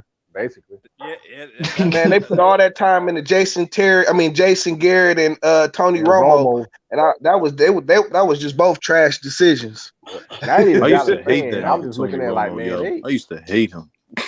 Yeah, Romo was garbage, man. Romo was garbage. I'm sorry. Yeah, no, like I'll be trying to figure out why they love this dude so much. You know what I'm saying? Like he was like average at best. He really was average. He was an average quarterback. Dak did more than he did out of the whole years that he had. Same with Jason Witten. Jason Witten's garbage too. Now Tony Romo, he's a great analyst, but as a football player, he's a really good analyst. now when it comes to analysts, hey, Tony Romo to go. When it comes to analysts, I don't like him as an analyst either. Like his whole thing has just been annoying, Dad. Like he should go away, man. He should really go away, man. Be happy with the meals he made for free. He be calling stuff before it happens though, so he's in tune with the game. I give him that. Man, his voice is irritating, man. I'm straight. This nigga really don't like Tony Romo, man. Hey, look, I don't hate Tony. Look, I used to Romo. hate him too. I'm not. I don't hate him, but I just don't fuck with him like that. You know what I'm saying? Like, I don't think he's just good at what he's been playing. playing. Giants fan? No, I'm a Lions fan, bro. Oh. I'm being totally objective with my hate. You know what I'm saying? But hold up, man. You said Megatron was great, but hold up, Megatron wasn't better than Julio because Julio is a better route runner than Megatron. Oh no, it's okay to hate the Cowboys. So let's get that right. They are America's team to hate. Yeah. I've never been a Cowboy. Hey. Right. It's all right. But Tony Homo was always gonna be a limited. Tony Homo. I used to call him that all the time too. Games that Tony Homo has done. I mean, they only made the playoffs like 3 times during his whole run. He never got out the second round. Yeah. I used to call Joe Flacco bitch. But Joe Flacco won. Field goal to Joe go to the True, no. Joe Flacco was a. So hey, I remember that. Joe Flacco, he's a good playoff player, but he's not. He's garbage. Tony Homo career was this: the Seattle game when all they had to do was kick. They had like the 5-yard line. All they had to do was kick a field goal from the 5-yard line. You get the ball. It's 4th and inches. They kicking the field goal to win the game. He's like, you know what? They on the 5. He gets the ball. They hike the ball for the kick. He fumbled the doggone ball. He fumbled the ball. Yeah. So not only does that happen, you still got a chance to get the first down. It's 4th and inches. So gorgeous. He goes around and try to get the first. He don't even get that because he's so damn slow. But see, now hold up, man. But after that, they lost the game like 3 different ways on one play. I was like, God dang it. And they couldn't even advance to the next round. That is his legacy. And then he got his bag after that because that was like they was trying to figure out whether they was gonna bring him back after that. You know what I'm saying? And they still brought him back. Like I've never understood the magic carpet this guy's mentality. You know, it's based around stupidity. Whenever the old man don't even want nobody to run the team but him. That's why they don't have a GM. Nope. He's the end all be all. If you want to try to run something, Parcells is like, you said I could run it. He was like, yeah, with me. He was like, oh no, it can't be that way. He was like, well, that's why Jimmy Johnson Parcells was like, I'm out. Yeah, I'm out. I'm straight. Jerry Fish wasn't having Jerry's that. way or no way. I'm gonna try. Jerry way is no way. I'm trying to rotate everybody in, so that's why I keep dipping in and dipping out. So I'm gonna give everybody their chance to talk. Hey, it's a live show. We got the boat loaded tonight. It's like everybody in here tonight. Quarantine. But I do say Kobe Bryant will win a championship in the second year, either the second year or the third year.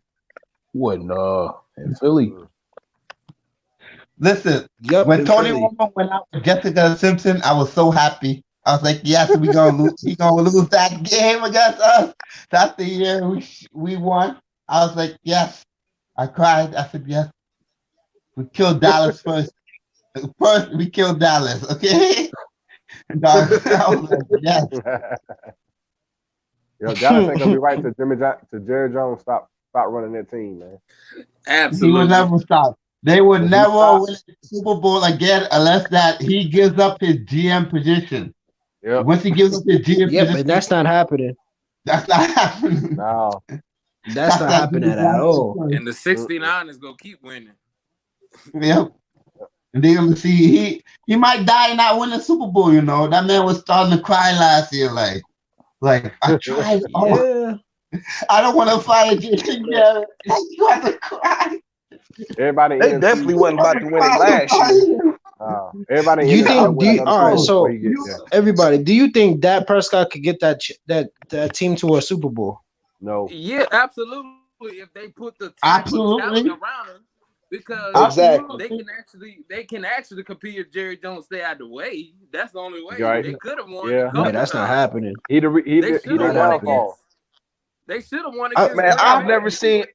Yeah, they almost beat Green Bay for that. Accurate quarterback, you know. He's a very accurate quarterback. He just don't have a deep ball. You understand? He doesn't have an arm. Yeah, he doesn't have that deep ball accuracy at all. Yeah, I feel you. I wouldn't say he does. A guy like that, because the plays don't allow him to actually throw the ball deep. None of the true. Cowboys play. That is true. That is true. The same plays.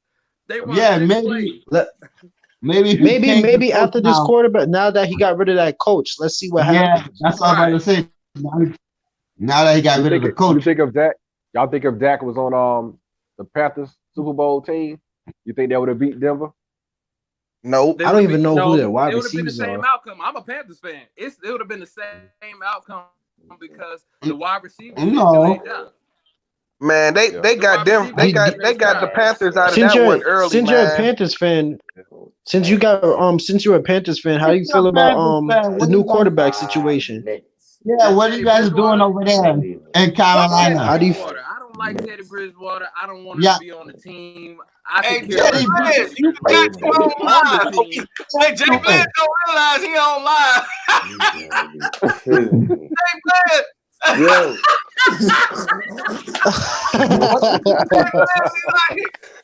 Yo, you had him. Yo, I'm good. I'm good. He's like, I'm good. I'm chilling on the steps. Y'all talking too much Cowboys stuff for me right now, man. Cowboys and Lakers. I feel you. Y'all gonna make me go to bed. Yeah, we sound like First Take right now. Yo, man, y'all getting programmed right now. Y'all getting me sick. Let's talk about Kobe. All right, Jay, well, you got the phone, Jay. What you want to talk about? Man, let's talk about this basketball. Let's talk about this boxing. I asked you a question before. David Benavidez. What's your opinion on him, man? David Benavidez is a solid fighter. He better than his brother because he's big. He got speed. You know, his father's a third-degree black belt, so he trained all his sons in the martial arts when they were young. Right. That's why he the one that trains them. Okay. So, yeah, he was always the better one, but he was the bigger one. Okay. Who you got between him and that's why he's so quick and powerful at that size. At that weight class, if he make that weight class for as long as he can dominate. Ain't nobody there that's really going to beat him. Like, if Caleb Plant fight him, Caleb Plant will get planted. I got you. I got another question. Question for you. Got another question for you. Go ahead. Jamal Mashburn is prime 1-on-1 against LeBron James. Who wins that game? Mashburn bust his ass easy. Thank you very much. Yep. Thank you very much. As long as everybody else on here know that. The one that put up 40 on Pip. I take Chris Webber. The one who pushed Scottie Pippen too.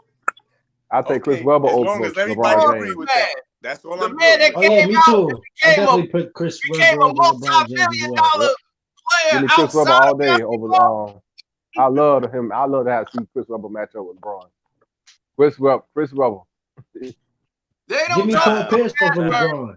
Mashburn owns about 55 Papa John's. Mashburn got about 30 other restaurants. He got like 100-some restaurants and businesses. They don't even talk about it. Nothing. I got a question. Millions of dollars outside of it because he was a I got a question. When he went up there, fucking on. Yep. I got a question for y'all. Hit them books. Paul Pierce or Dwayne Wade? Paul Pierce. Paul Pierce. Okay. In a 1-on-1. I'm sick of the disrespect. I say, who would you want as your team?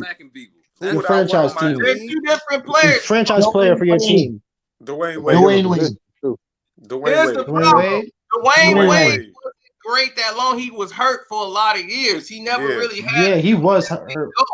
Paul Pierce was consistent all the way through. But Paul to Pierce, the later years where he got old, but Paul Pierce was devastated. They gave Paul Pierce a big three in his 20s, like they did D Wade. Pierce would have won championship. Paul would have all 5 of them. And another thing, when Dwayne Wade was on Chicago, he wasn't a defining factor in his later years. It was Rondo. Jimmy Butler. When Paul Pierce went to Washington, he carried that Washington team through the playoffs. He was. Oh no! Yes, he did. That's a fact. That's a fact. That is a fact. Let's not forget what Paul Pierce did. Not once, but 2 times. Not once, but 2 times. You talking about them in their primes, though. I'll agree with you on that. Paul Pierce game through the years out of Kansas. His game went through a lot of transitions. When he was playing with Antoine Walker, he was basically a 3-point shooter. He wasn't driving to the basket and everything. They was the 3-point bomb squad, if you remember. Well, he was dunking. No, Paul Pierce was a slasher. He was that first. He was a slasher. Driving to the basket, dunk on you. But him and Antoine Walker, they was shooting threes. They were the bomb squad. His game went through a lot of transitions. No, he's on a channel we subscribe to. Say it again. What is that? Say it again. What y'all talking about? Name another matchup. Name another matchup. Oh, another matchup. Oh man. Let me see.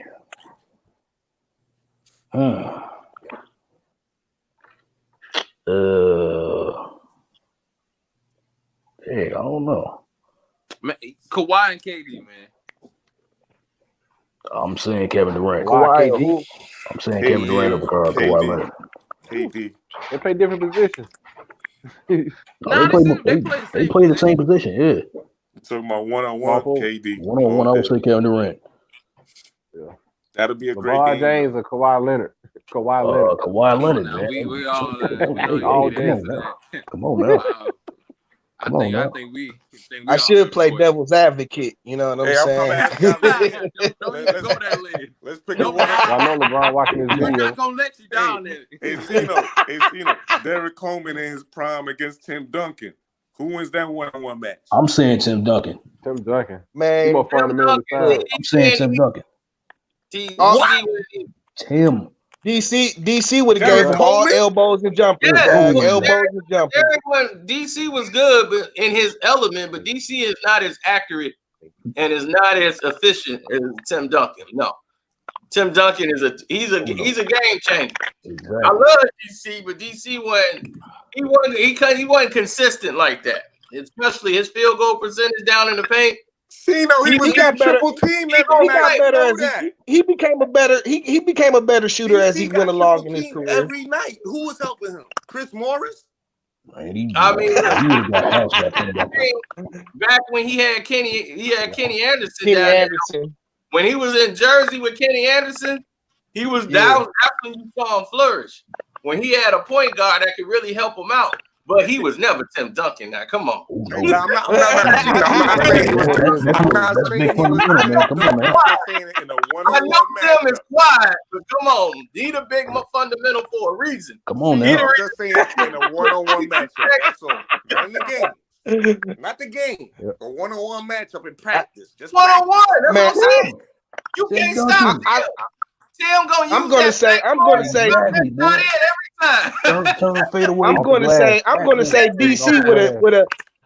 DC would have bullied him right out of it, right out of the game. On, man. He got dog in him. He just don't show no emotion. Exactly, boy.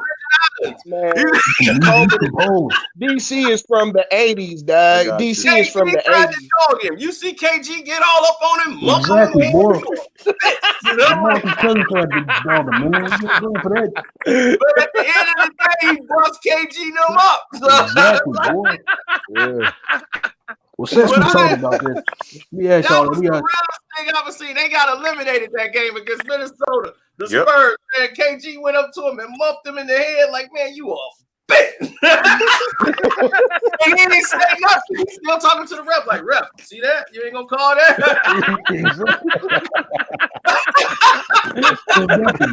Tim Duncan was weird, though. Yeah, Duncan, boy. You gonna stay composed, man. Let me ask y'all this question though. What up? I was recently watching this interview with that Wilt Chamberlain and Bill Russell had with Ahmad Rashad, man. How do y'all think Bill Russell would and Wilt Chamberlain would fare in like the 80s and the 90s? How do y'all think they'll how do y'all think they'll play? I think they both would have held their own. Well, Wilt's like, so I still think he would have dominated. Ooh, both of them. I don't think. I think Wilt would have still got his money, but not like in the way that he did. You know what I'm saying? Because he was 6'7", 6'8". He was averaging the game. You know what I'm saying? He was a big dude back then. I don't average, but I think he still would have been pretty effective.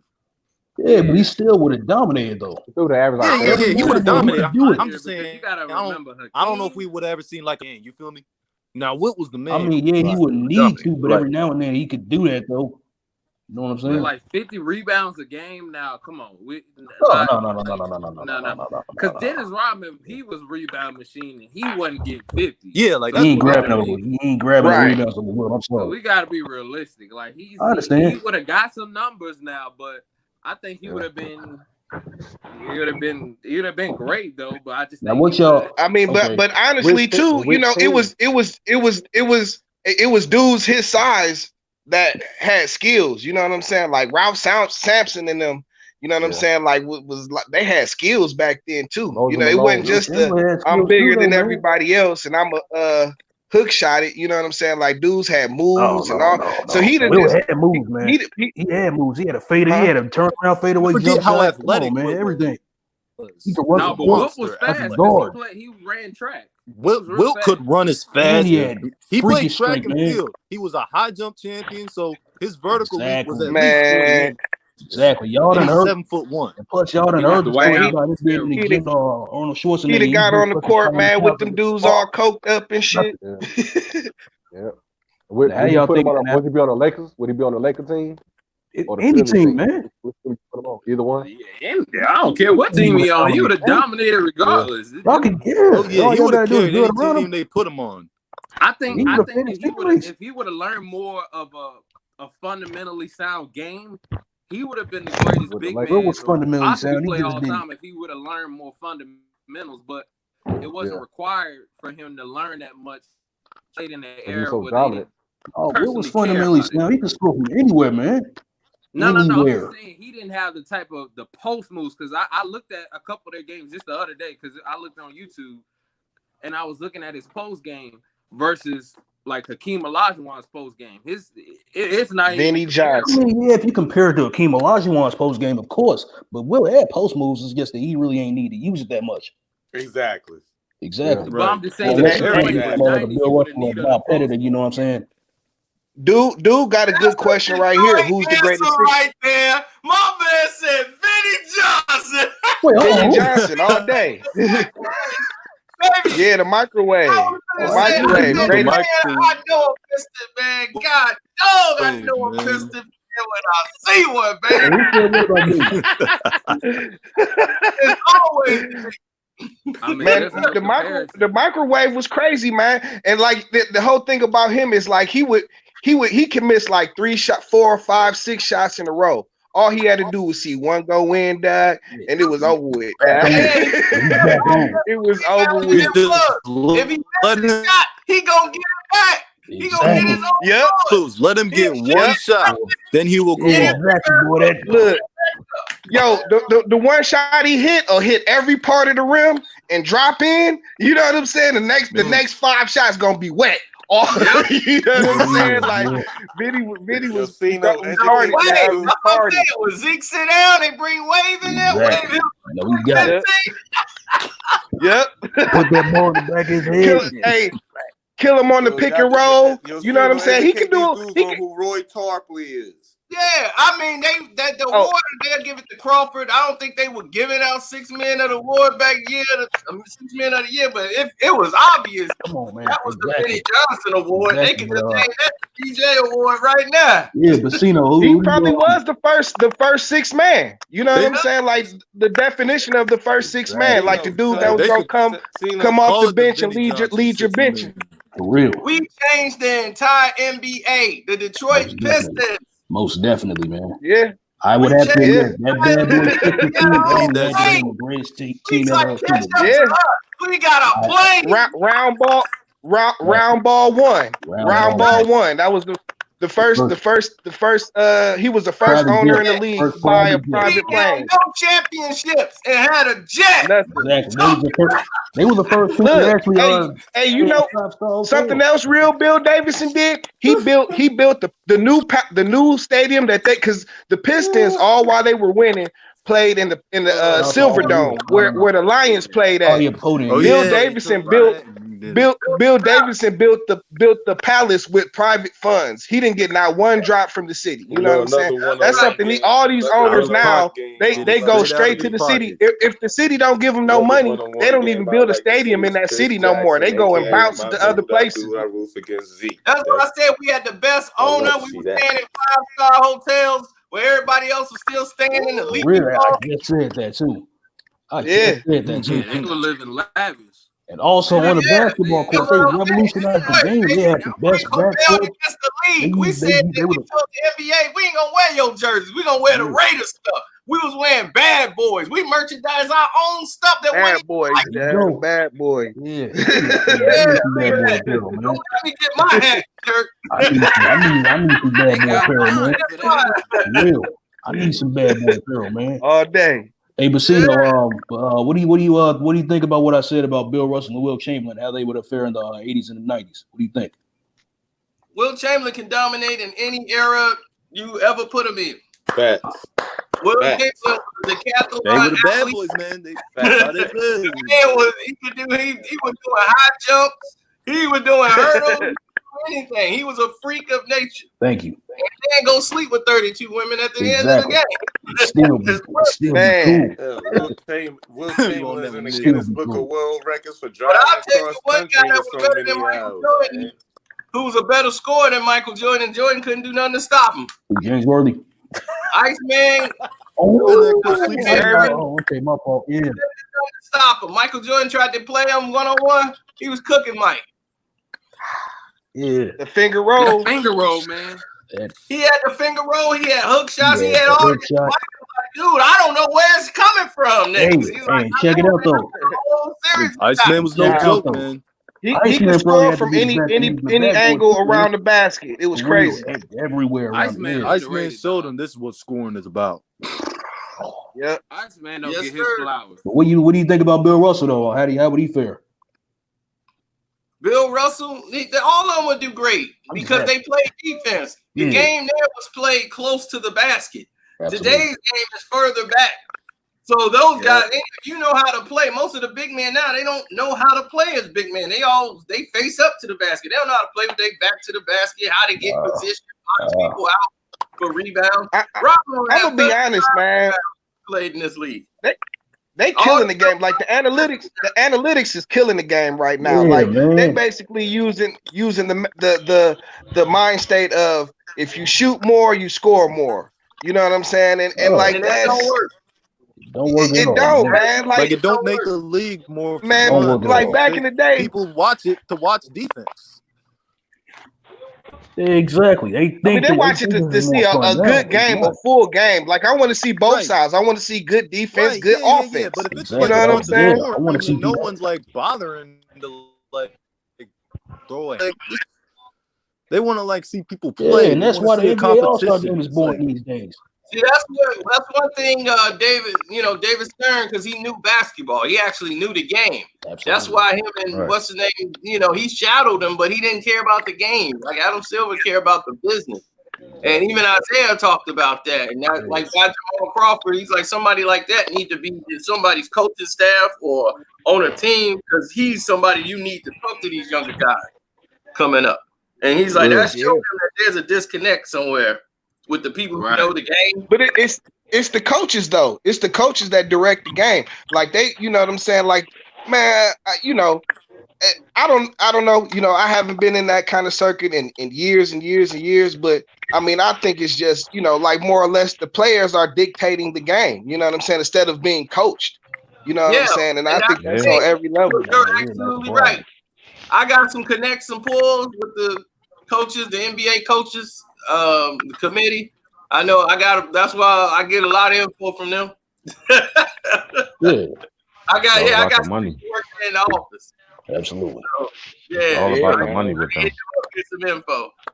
But that's what I'm saying. They have these meetings. The coaches have meetings. And I told you guys, Rick Carlisle's the president. So that's why I told you. That's why Lambeer can't get a coaching job because of Carlisle.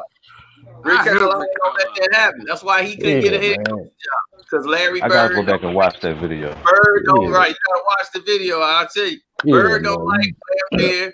You know the whole. Since the 80s, guys. Since the 80s. These dudes in their 50s is. Yeah, I saw that video. This before, but it's like y'all 60s. Even Bird himself. Remember when LeVar Ball was coming after Luke Walton? The committee, the coaches committee, and with Carolina, they had to come together and they had to isolate and put a whole media ban on LeVar Ball. That's why you didn't hear him for so long. It was a media ban. ESPN, everybody had to pull the plug from interviewing him. Yeah, I've noticed. Yeah, so he was on a media ban.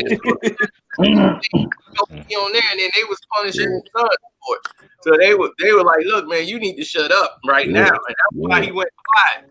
When LeBron got there on the Lakers, he went quiet. He went there, word. Yep. He was on radio. Yeah, that's for sure. Yeah, you didn't see him on TV for a minute. So I knew that was coming because I was talking to them in the coach's office. They was like, "We finna pull a gag on him. He finna get gagged." And when media gag, that's it. That's gonna destroy his brand and everything. He don't want that. So he better not ever speak on LeBron. He can't say nothing. The coaches, nothing. Yeah, because I ain't see him again until he was on Skip and Shane. I got a question for you guys. You ain't seen him until they traded Lonzo. Lonzo, then he could start talking. And then he was off the Lakers. Then he could start back talking. They ain't care. Then he was in New Orleans. He was, now I'm talking. Now he was back. Lonzo gonna get MVP of the finals. We better do. I'm like, man, this dude just talking. Man, he way out his brain. We gonna beat the Lakers in the first round. He the ultimate hype man, eh? Yeah, man, with 5 games, it's possible that I ain't never heard in my life. Well, they ain't got to anybody yet because their mama was white and I'm black. Yeah. You know, they man body, they gotta wait till they get 24 before they get their man. But I'm like, what science is this?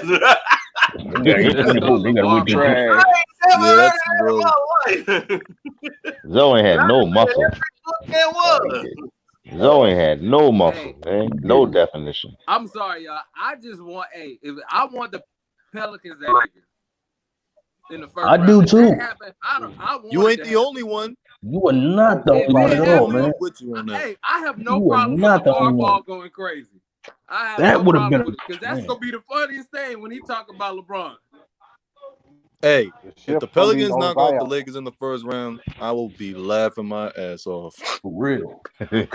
Like, that bum is finally out. He lost his boy, you let a rookie beat your ass.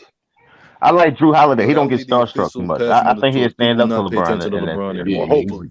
He's a very solid player, most definitely, man. He probably should be in the All-Star game this year. I like him, man. He don't get starstruck, man. I said probably. You said probably.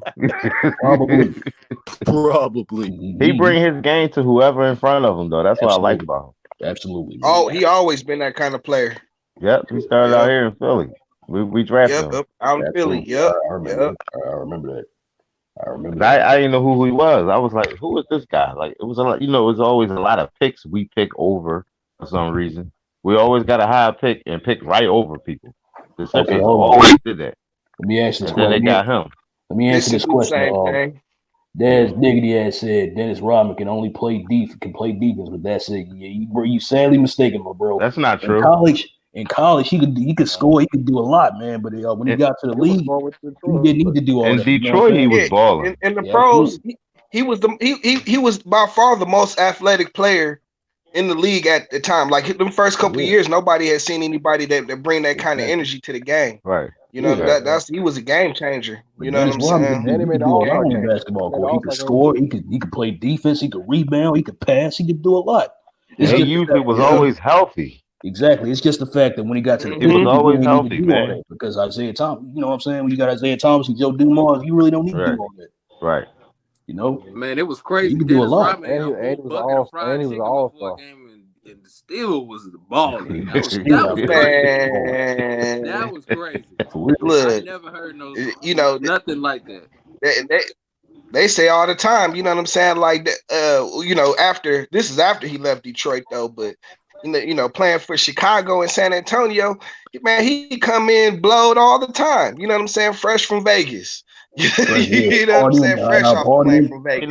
Been up all night. You know what I'm saying? You gotta keep that camera on him, man. Yeah, they create a cult-like following, and then still go and ball out in the games, though. For the franchise of San Antonio, though. That's what I was gonna make. Right. Yeah, but it was sad though. What happened to him, man? It was crazy. Look what he did. Look, the Bulls wouldn't have been as dominant as they was without Dennis Rodman. You know what I'm saying? Like he was a dude that held down the defense and held down the boards. They needed Dennis Rodman to win those 72 games, man. They needed Dennis Rodman. They most definitely did. Dennis Rodman. After Horace Grant left, they ain't had no rebounder. Man, Dennis Rodman could come over here and get free shrimp fried rice from any restaurant he want, man. He good. Yeah, man. Yo, he good here too. You know what I'm saying? Back when he was with the Pistons, they used to call him the Worm. You know what I'm saying? Because he grabbed the rebound.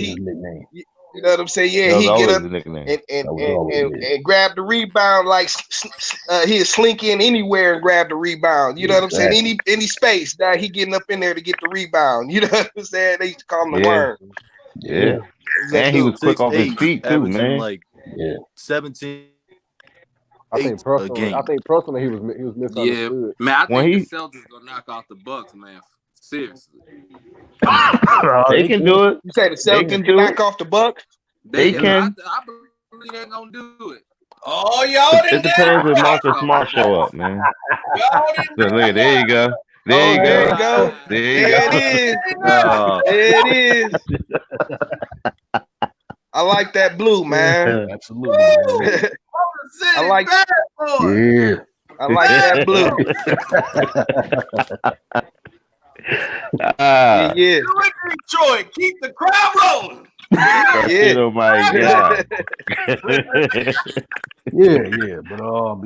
But like I said, Dennis Rodman could do a whole lot more than just rebound and play defense, man. He just good. Dennis could have scored 20 a night if we wanted him to. That's what I'm saying. Yeah. He put up a 20. He was the first player to put up a 20-20 game. They ain't Remember that? They ain't like, man, Dennis Rodman scored 24 and put up 20 boards. He was hitting threes and everything in that game. He used to grab 20 boards on a regular basis. You know what I'm saying? Like if the team's having a cold night, he gonna get 20, 25 boars. You know what I'm saying? And it was nothing. That man defensively shut Shaquille O'Neal down, held him scoring the whole second half. This is Shaq. Yes, sir. Right. He did it to a lot of people. By himself. This is in the days you couldn't play zone. You couldn't play zone back then. You couldn't play zone back then. You know what I'm saying? For who he was. Exactly. No moves. That shows you that there you go. It's all about positioning. You know what I'm saying? Rodman was stronger than Shaq. That's how crazy it was. He would just keep him out of position. It's crazy. But like he never let Shaq get to where he wanted to be in the paint. Never. You know what I'm saying? Never let him and that's how he kept with a forearm. Check it out, yeah. With a forearm. He started wilding out. He was like a bucking horse. He was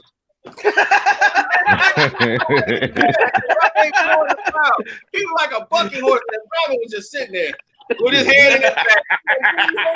What's up? What you want him to do? You 300 something pounds, you can't get past the 6'8" guy with his hand in your back, forearm in your back. Like, I got you, big man. That's what I'm saying. Like, he really Dak had no exposed post Shaq. move. That man had no move. Dak had no move. He also used to use psychology on everybody too. Yeah, he would say, If he could, And then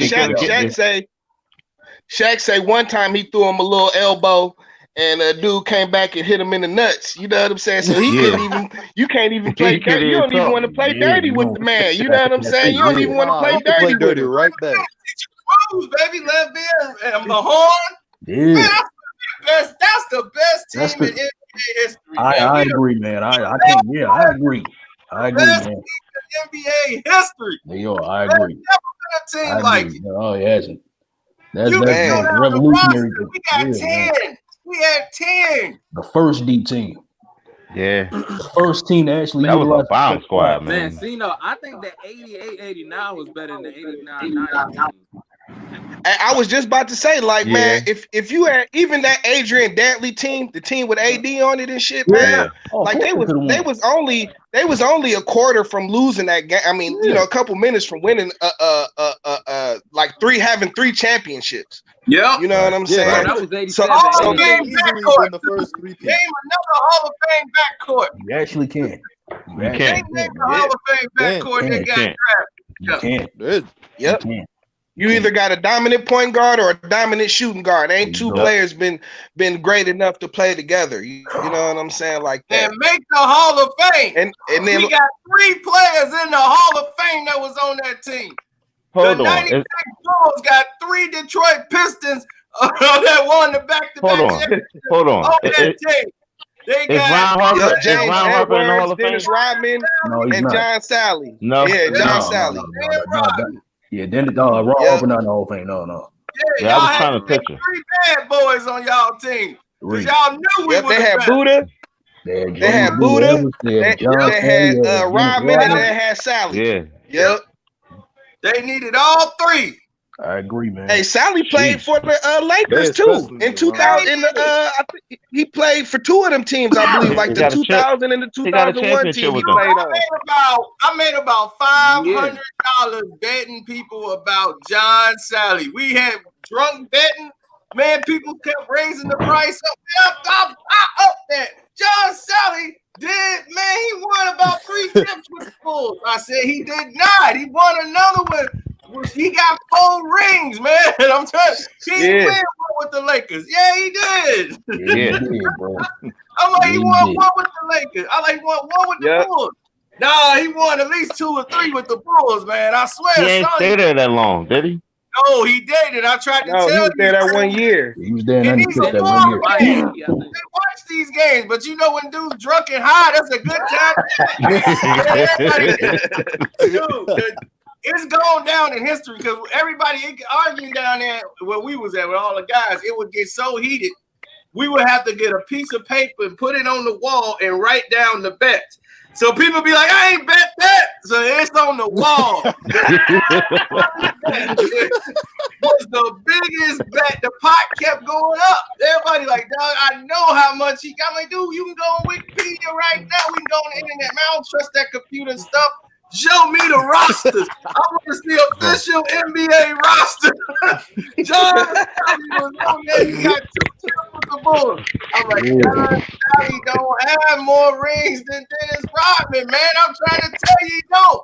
He do. No, you don't. No, you don't. Man, I swear, arguing with people when you know 100% you right and they just bro, I love him, man. That's what I'm tired. And I'm like, dude, you should know I do this every time to y'all. I'm like, I'll win this bet. Y'all bet it. Buffalo did not lose 4 straight Super Bowls. Hey, they didn't lose 4 in a row, man. They won. They lost 4, but they didn't lose 4 in a row. Like, they lost 4 in a row. No, I'm like, dog, I didn't know what he did. They lost 2 to Dallas. Then they lost 1 to the Giants. I said, let's bet. Let's bet right now. Focus. They didn't lose. Focus. You win. Man, some people just the 2 biggest bet I won since the Joe Calzaghe bet against my man from Left Hook Lake. Oh God, did I clean up on that? They was, man, he bet on the white boy. They start taking money out on the floor. No, I want my money right here. Put it on the floor. Put it on the floor. They throwing the money on the floor. I'm like, I got all that's covered. Everything on the ground I got. I brought extra money just in case I'm going to pick y'all for money. I got it all covered. Man, by the first 2 rounds, they was like, oh, Joe gonna catch. He gonna catch this dude. Yeah, white dude got fast. White dude got fast. Damn. What's it on the star? Yeah, man. It was like, man, damn. All right, now let me ask all y'all brothers this question. I asked Cino this question already. All right. Who do y'all think will win in their prime? George Foreman or Mike Tyson? I asked Cino this question already. Who do y'all think will win? In their prime. I'm a short fighter. I always get up under the tall people I fought. I always get up underneath them. So. Yeah, I'm going to go with Mike, man. I'm going to go with Mike. I'm a short fighter, man. Most of the people I fought was bigger and taller than me, and I always get right up underneath them. Oh, okay. So I think I got Mike. A big thing about Mike, man, that people was actually scared of Mike Tyson. Like these dudes was like grown professional boxers, and they were scared of Mike Tyson. You know what I'm saying? So that was like his biggest advantage. Yeah, but his biggest advantage, people was already beat mentally before they got into the ring. Exactly. But you know what I'm saying? Like that's how he would get in their head. He would look directly at them when they get in their ring, and as soon as the other opponent look away from him, that's when he know he got them beat. Oh, you saw that? Well, some of them guys was cocky enough to go into the fight confident until they felt how he hit. Yeah. Once they feel the punches, that changed the tempo of the fight.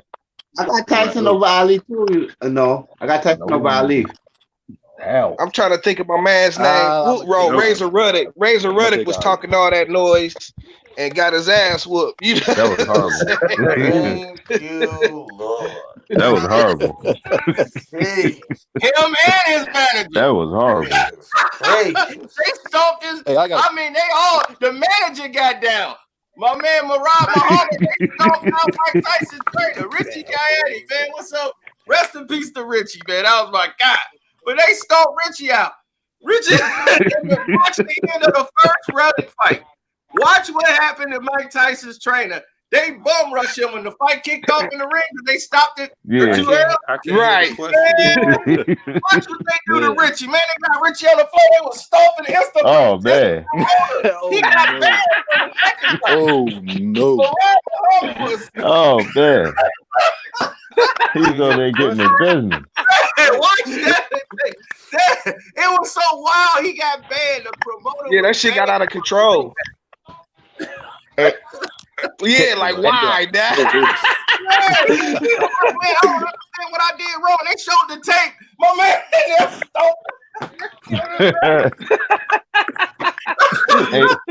hey, Tartino. Brother, man. Let me answer your Kobe question. That was funny as hell, man. I enjoyed that fight. Let me answer your Kobe question. That was a good fight. Yeah. I don't think he would have been happy here. I think he would have left here. Brad Greenberg got fired after his first season with Allen Iverson. The next season, he was out of here. They would have been making so many GM mistakes that Kobe would have been like, oh, no, this ain't the fit. I'm getting out of here. Yeah, I kind of feel that way too. If they didn't put no team around Kobe, he'd have been out, and he'd have went to LA anyways. You know what I'm saying? And that was AI's biggest problem. He said they would never give him no weapons. Oh man. Well, Iverson didn't want any weapons. He took the weapons he had to the finals. They wouldn't give him nothing. Yeah, Eric. They tried to get T-Mac in there for Larry Hughes. They had Larry Hughes in there. They traded T-Mac. They had the deal done, and Stephen A. Smith blew it up. Because remember, he was working for Philly back then. You know, he was right. He used to work for the Daily News and the Enquirer. Yeah, he leaked it out, and once he put the rumor out there, and then they pulled away from it. But T-Mac and AI on the same team, I don't know. That'd have been dangerous. Hey, Cartino, what happened with Stephon Marbury and Stephen A. Smith? They had beef. Oh, yeah. You heard about that? Stephon Marbury and Stephen A. had something. What happened with them? Well, Stephen A. and Marbury, because he kept calling Marbury for what he was. You know, like he was mentally soft when he trying to get out of Minnesota. Then, you know, he was dogging him out in New York. You know, and his father died in the middle of a basketball game. A lot of people don't know that. Oh man, His father died while they were born him. He was having a bad game. His dad was in the stadium at the Knicks game and died right there. And then during from Marbury's father, you know, they had a moment of silence. And people, the fans in New York were still booing. You know, so he didn't give a damn about the fans. You know, so it was like, screw them. You know, my father just died. You know, they had no empathy, nothing. And Stephen A. was still dogging him out, talking about his play, but they ain't bringing up the fact his father just died. I'm like, man, nobody even mentioned the man's father just died watching him play, and they booed his son. You know, it's like, man, you know, people just, you know, back then they just had no respect at all. Now everybody want to be politically correct now, since it's social media. But he was the first one. That's why he was going through it. You know, when he was having that breakdown, and you know, like all this was happening all at once. Yeah, man. So he needed to go to China. He was like, ain't no love in America for me. I need to go. I understand. I understand fried rice too. Definitely. Most definitely, man. Yeah, I like Marbury. He left and got his mind right. Now you see he focused. He ain't like blinded by all this. That's why he like, man, LeBron. What y'all talking LeBron? You kidding? Yeah, I saw that. I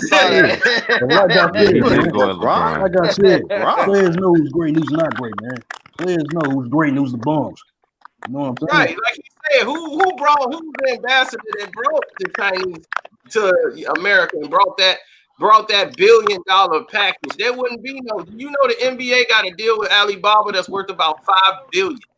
They got $1 billion deals because of Stephon Marbury making that bridge. If it wasn't for him doing all that, there wouldn't be these tours for the Steph Currys and all them to come out to China and do all these things. He opened up that avenue. Like he said, man, he's like, dude, you know how many people, there's more people that play basketball in China than it is in the United States. That's how many people they play basketball. They can't play football. They don't play football. A lot of them don't even play baseball. Basketball is what they do. So he's like, you got millions and millions of Chinese people here playing basketball. Millions. This is what they built love. a statue like, of them. They saw that market and was like, wow, man, and Stephon, like, you want to come back to the NBA? We'll let you come back and have a title run with like Houston or something. You can come play on the Rockets. He was like, why would I come back there? Y'all don't love me. Why come back there? Try to hope to get love. I got love here. They got a statue of me here. They got it. Yeah, they built a statue for the kid. I'm good over here. Right. So it's like, why would he want to go back? And then y'all want to give everybody else praise for like making LeBron James and all them. Oh, LeBron built the bridge and all this shit. He like, LeBron ain't built nothing. Yeah, he didn't do nothing at all. What has he done? Like LeBron, like right now, what has he done? Yeah. Marbury right now is trying to get masks, the N95 masks from China that they got, bring those over to the United States and give them to the people. Put them free. He ain't charging them nothing. He's doing it himself. Why LeBron can't do that? That's what he's saying. Where LeBron doing it? LeBron be, LeBron donated $200,000 to this. They be like, well, why he always jump? He waiting for something to become a trending topic before he jump in on it, and then he try to put his name on it. Like, why can't he be one to start? Why can't he front line something? Like, look, we're gonna front line this and tackle this head on. He don't do that. Yeah, remember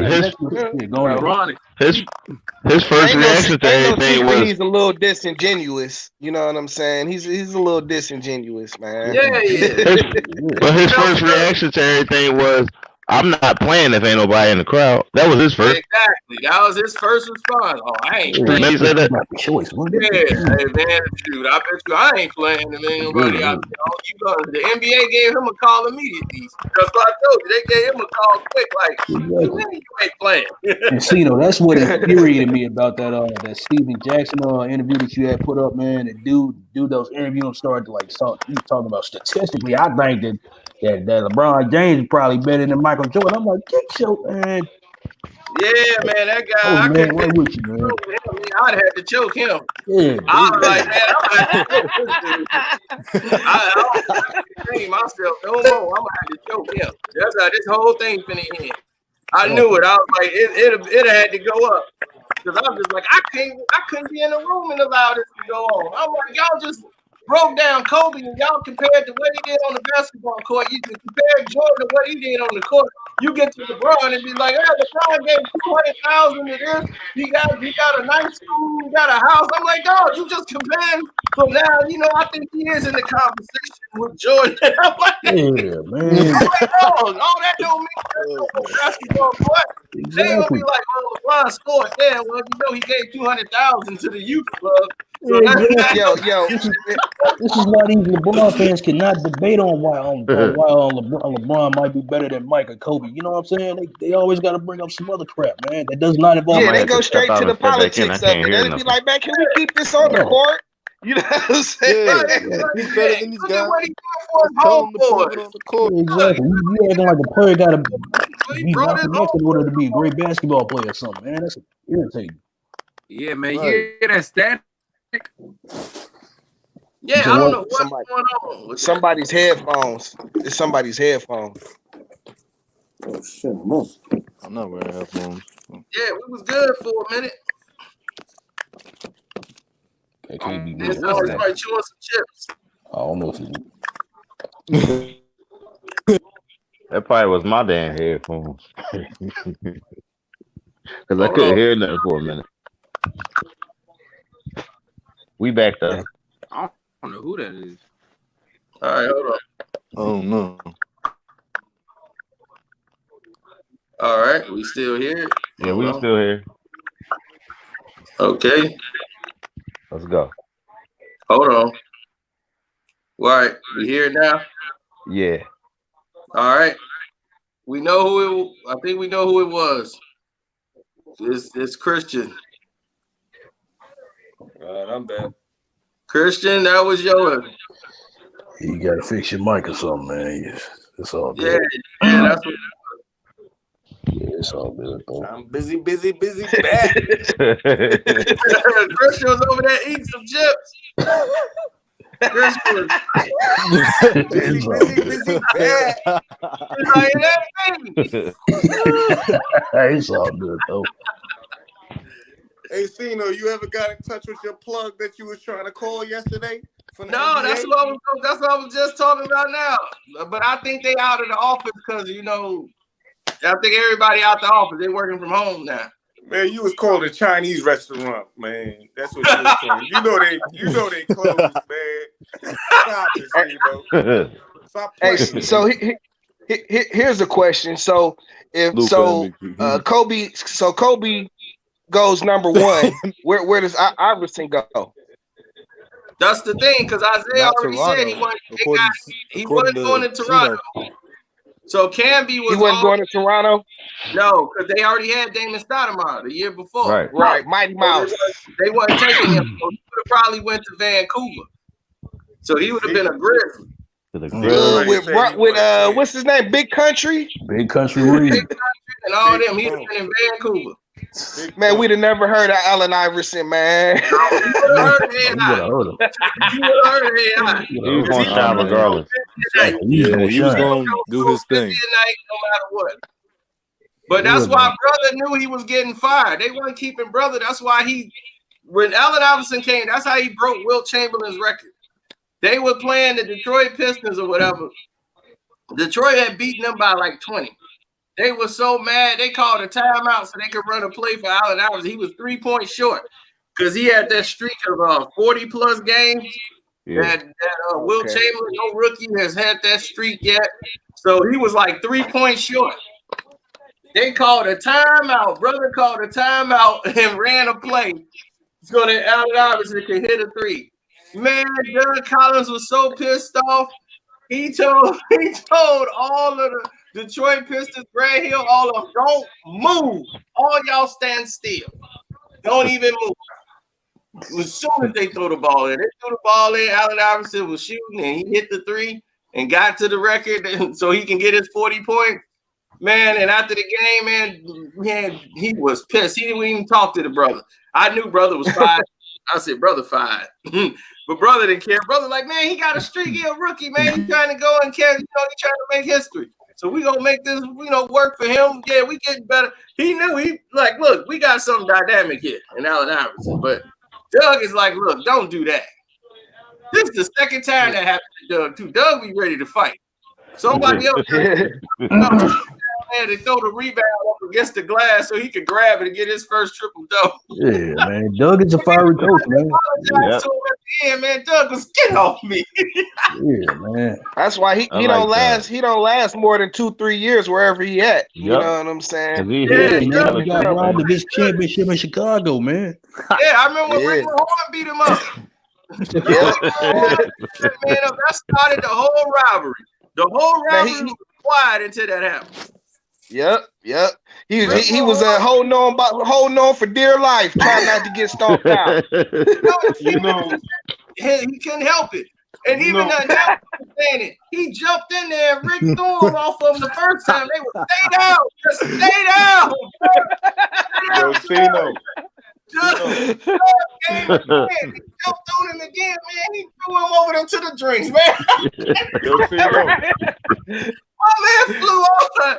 Man, Rick whooped the whole team. Like Sally said, they were like the Detroit Pistons fought the Bulls. No, we didn't. Rick Mahorn fought the entire Chicago Bulls organization and they fans.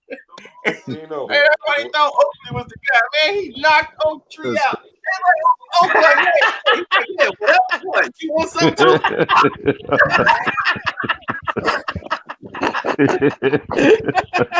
Yo, man, Horn wasn't playing with nobody, man. What I thought the 76ers were going to do was I thought they was going to trade Jerry Stackhouse and then draft Victor Page. That's what I thought they were going to do. But Victor Page messed up in pre-draft camps and whatnot. I thought they was going to reunite them in the pros, and I thought that would have been a great idea right there. Yeah, that would have been a good thing to do. Great idea. Yeah, with Victor Page, that'd have been really good. But yeah, I think Philly saw the dollar signs because overall, I think they all did the right thing. Like they shouldn't have took Kobe with the first pick. Even Kobe becoming Kobe and who he was, that was only gonna happen in LA. For LA, that was the perfect place for him to be. Was LA. Philly was not. Iverson represented everything that was Philly. The little guy against the odds, against the grain, he kept it good. AI. He need to thank Pat Croce every day you wake up. Yeah, but on the real though, what's up? He had a lot of haters out here because he's not from Philly. He's from Lower Merion. He's from Delaware County. So people always say, he's not from Philadelphia, so they ain't accept him. And when he started winning and started winning championships, they still was hating on him. Like Kobe had to start coming back out here. They booed him at that. They booed him at the one All-Star game. That didn't matter back then. In the 90s, no, they didn't ever honor him because they didn't honor him, and he did a lot for Philly. He always came back. Yes, Philly he did. But the thing is, they booed him is because he stopped them from getting the championship. He beat he put the brakes on us, man. He put the brakes on us. He can't be from Philly. It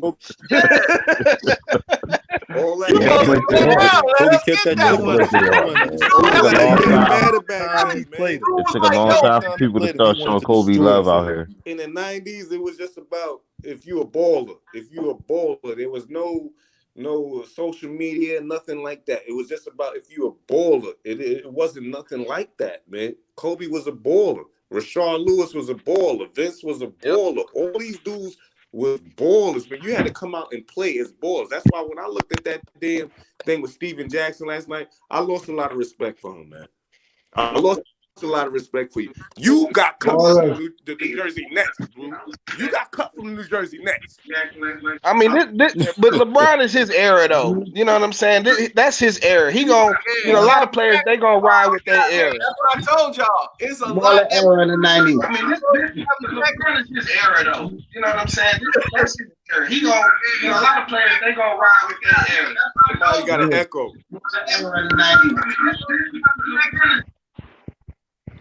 Somebody got hella. Yeah, someone had a.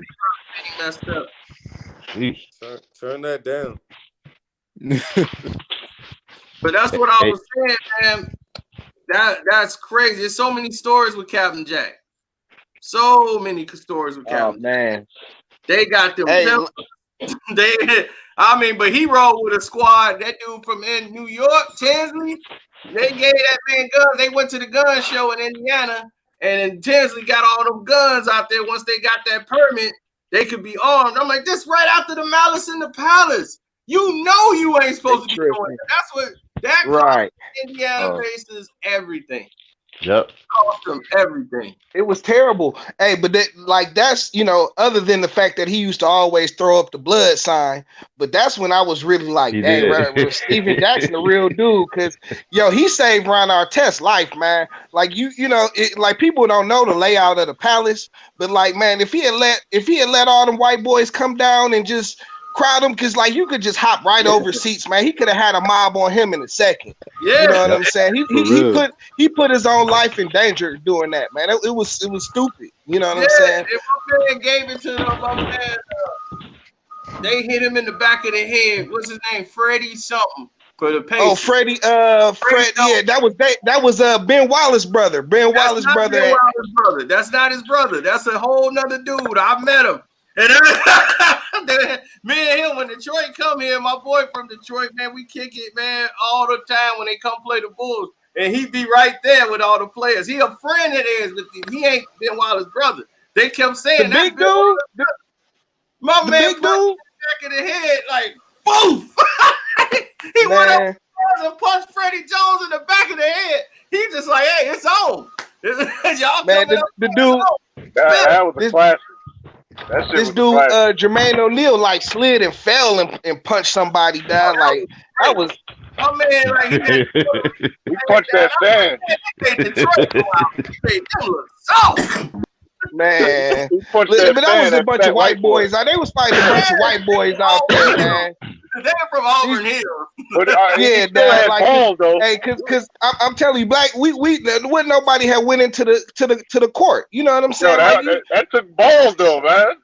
They was drunk, bro. Shit like that was drunk. They was drunk, Dad. That's all that was. They got the beer muscles, Dad, and got knocked out. There was no excuse for that, man. Ron. Yeah. We beat up the Pistons and they fans. Hey, but here's what I'm gonna say about that, though. And Ben Wallace said it the best. If he wanted to fight, he was right there to fight. You know what I'm saying? Because Ben Wallace went over there and put his hands all over that boy Ron Artest's neck, and he went and sat on the scorer's table. He didn't want no parts of Ben Wallace. You know what I'm saying? That was his kind of thought right there. But Artest knew his temper, though. No, that's fact. Artest knew his temper, though. You gotta respect that. Artest knew his temper. He might have fucking went off on him. I don't know. You gonna be mad. You gonna be mad at somebody. Hold up. You gonna snap because a fan threw a cup at you when this dude Ben Wallace calm down. When Ben Wallace calm down, though. Man, Ben Wallace physically put his hands around that man's neck. Well, yeah, he should have got that to Wallace. He went up to here. Let me and then as soon as somebody sat down, tried to cool off, and he tried to cool off. He snapped. What's that happened? He snapped. And he beat up the wrong fan too. He beat up the wrong dude. Right. He went after the wrong dude. He's like, man, I didn't do anything. What are you doing? Come on, man. Dude got a story to tell. It was hilarious. He got a story to tell. It was the wrong dude. That's regular stuff. My man put him in the headlock and start giving him a couple of shots. Man, Steven Jackson came up there, man. And he mopped like 2 or 3 white boys by himself. He saved the day, Dad, because I'm telling you, they was about to swarm him. You know what I'm saying? And like that's why I said them dudes was high as hell. Period. That's why I said it took balls for them to go into that fucking fan. It took some balls to do that. There's no excuse. Them boys are so drunk. Even Captain Jack ain't nothing nice. That's the thing about him. He is all the way for the smoke. But he always rides for anybody. He riding. Now you remember Jay Glantz, he told you the story. He could have went home. He saw Tinsley getting chased out the club. He put the car in reverse, and his first thought, he's an NBA basketball player, just came off the Malice in the Palace. His first thought is, let me grab this pistol, run down there, and then they kind of I remember that. Two shots in the Saved his life. Saved it once again. Saved his life. He got booked that night, right? He ain't nothing to be messed with. Yeah, he got hit with a car. Dak ain't no joke. This is Indiana. Yeah. Dak ain't no joke, man. You gotta give him respect on that one. Yeah, man. They got the shootout. The whole Indiana Pacers pulled up with cars, got out and started blasting. Dude, they even a shootout with the gangster team was the Indiana Pacers. They were none but gangsters. All young boys. Hey, yo. Well, you know what I'm saying? Yo, Steven Jack just a real dude. Like, you know, he gonna ride for who he was down with. You know what I'm saying? He gonna ride. Yeah, real one, man. I like him, man. You know, my man need a friend like that. He was out. He had no more shells. The gun was empty. They got interviewed by the cops. He in the car knocked out sleep because his whole grill messed up again. All his teeth got knocked out from getting hit by the car. And his lips split up and everything. He's still talking about these dudes gotta go. They can't live, man. They gotta go. Then Tinsley grew up like, yo, I know where them dudes live at. We got good. Let's go get the real stuff. Let's get the AK. They calling up other teammates to meet them at the gas station with guns. They go back to the crib. They go back to his crib. And Jermaine O'Neal's like, look, man, I understand. I'm down with it. Everything you talking about doing right now. No, he's an NBA ball player. Talking about I'm down with whatever you talking about. I'm down. Man, O'Neal and AI was born on the same day. You gotta go to the hospital. He's like, once he said that, the pain hit. Man, because all his lip was like hanging down. Man, he was like, I just felt all the pain, like, like the moment he said, because like, my adrenaline was running. I'm glad he went to the hospital, man. They was about to throw their careers away that night. They'll throw their whole life away. It was gone. And the thing is that I feel bad for him. What's the name that they just brought Al Harrington back? Al Harrington just came back to Indiana because remember they traded Harrington for Steven Jackson. Yeah. That's how they got Steven Jackson. So he ended up coming back to Indiana, and then he was like, "Man, it was the training camp. The season didn't even start yet." So this was all in the offseason. That team could have went to the finals though that year. Yeah, could have. And they might have went. Yeah, man. Harrington had just bought a big house. He thought, like, this is it. He'll be here, and they finna go for it. He bought this house. He was like, man, I gutted the house out. I'm finna clean the house out, fix it up. He's like, after the incident, he's like, I went home. He's like, I learned what happened the next day. Because he's like, I kept going. Captain Jack saw what was going out the back of his window, like his mirror. He saw Tinsley running. He put it in reverse, hit back, grabbed the pistol, ran out there, smacked one in the mouth. Yeah. Yo, that was 04? That was in 04, wasn't it? Man, put a cape on that boy, man. Put a cape on that boy. Yeah. They could have went to the finals that year. They could have went there. They should have. Yeah, it'd have been like all them dudes strapped. Everybody he with right now is strapped. And I'm like, Captain Jack. I'm like, Jack, you know how it is. He was like, man, if any of them even think of running up on me, they even think of running up on me, I'm doming them. I'm like, oh man, dude, don't do it. Don't. So I had to just they mad. He came in there, took the stripper, paid the money. Like, come on, you coming with us? He paid all the girls, all the fine girls in there. He took them all out with him. And it was him and about 4-5 big Beaumont, Texas looking dudes coming up in there. Boys, they've been spending money on these girls all night, so now they look like they ain't nobodies. So they was like, oh yeah, so these little ball players come up in there, man, ain't nothing but some bitches. I'm like, oh, here we go. Oh boy. And he's like, man, so what are you looking at me for? I'm like, Captain J looking like, man, don't run up. Because they got it on them. Security wasn't following them. They had it on them. They were ready. And I was like, ready. And so I'm like, if y'all go after these dudes, man, don't lose your life tonight for nothing. Just say, hey, there's these other girls, send them out. They want to go ahead and they for one night and they want to blow y'all off. Y'all money ain't good enough. Hey, when they come back in the next day and them NBA players ain't here, treat the other girl. You got to show them. He was like, yeah, you right. Yo, get my man a bottle. You drink it with us. I'll drink it good. I'm like, over here with the yeah, you probably. My homie was like, man, what's going on? Hey, we gonna deal with the B levels. The B level's gonna do something extra.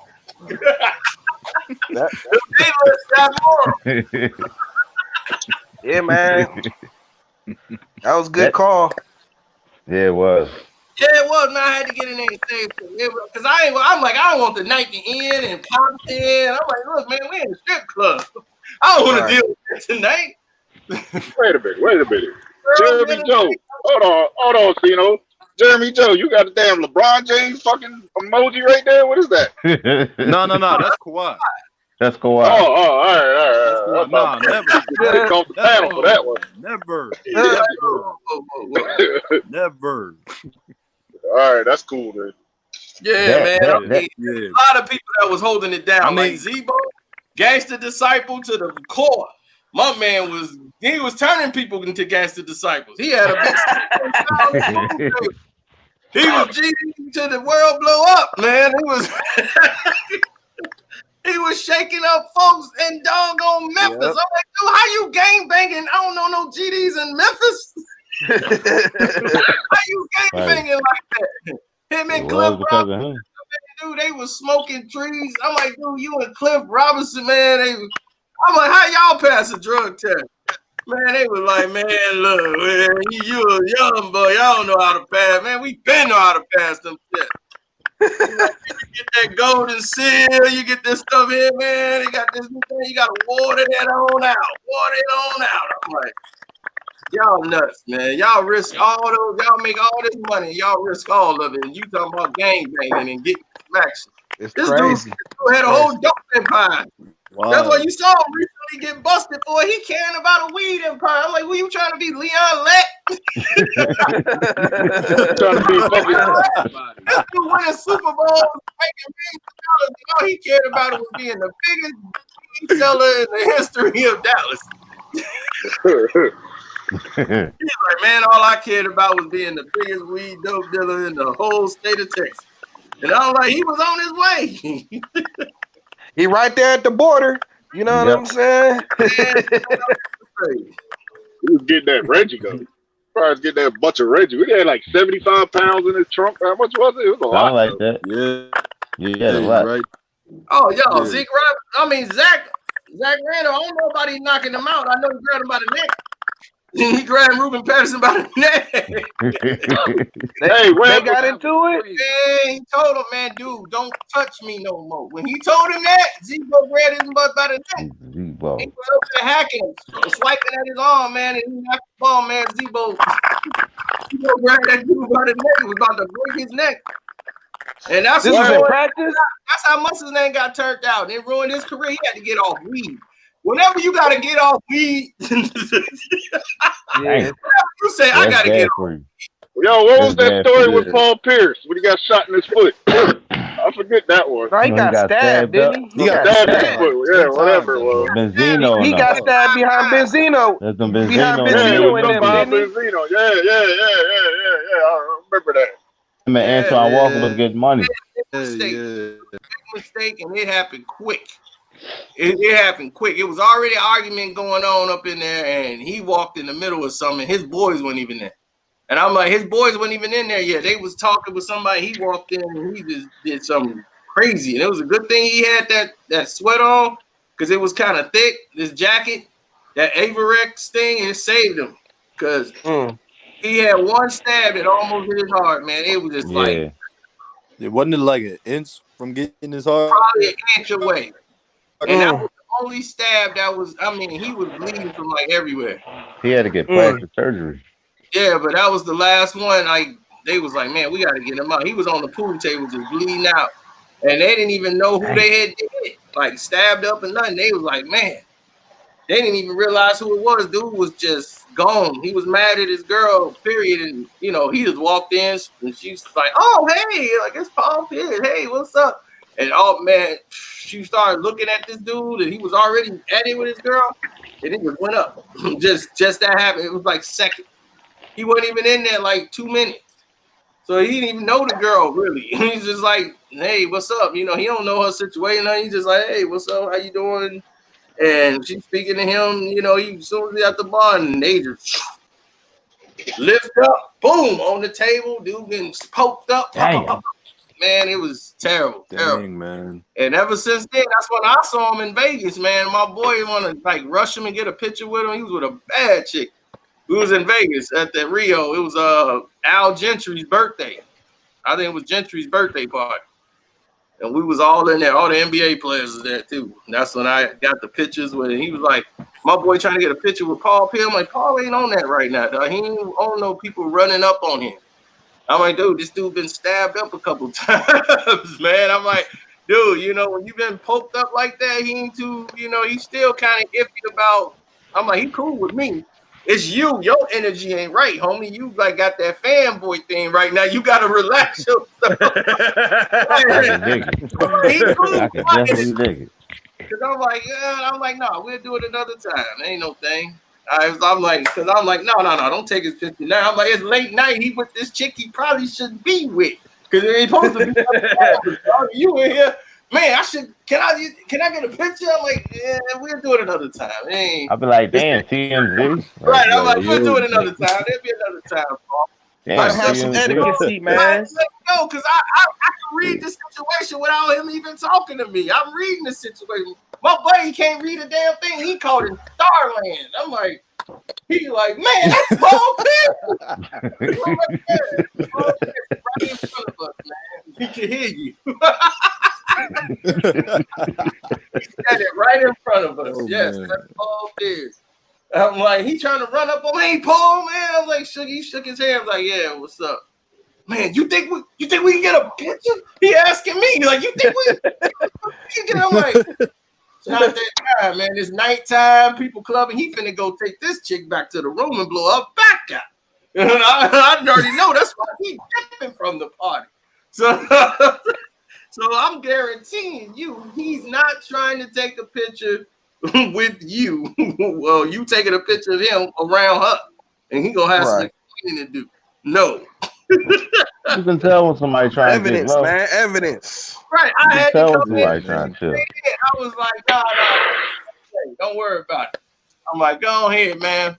Then there was some retired players in there just wilding out. And all these women trying to get them a baller. Then the players' wives was acting like freaks. And I'm like, man, there's some crazy stuff happening up here. I'm gonna play the back of the wall like Turkaloo. Me and Turkaloo was sitting there. We was in the back of the wall. Like he had just got his deal with Orlando. I'm like, way to do. I was like, you gonna do good in Orlando. He was like, yeah, man. He's like, my agent just got off the phone and everything. He's like, I'm not even dressed. He had a white t-shirt on and some. He's like, everybody else in suits. He's like, I ain't dressed. They was like, man, you got at least come up to coach. And he's like, all right, I'll do it. And then when they came up there, Gentry up there, and everybody chilling, and we was on the roof of the building in the Rio, that club up there at the roof. Will you be out on the roof? Mm-hmm. Yeah, so we out there on the roof. I got pictures of that somewhere in here. My boy, he was taking pictures all night. I got my big 40-inch chain on. They wouldn't let me in with the 40-inch link. So they're like, man, you can't come in here with a big 40-inch link with a big Wu-Tang medallion.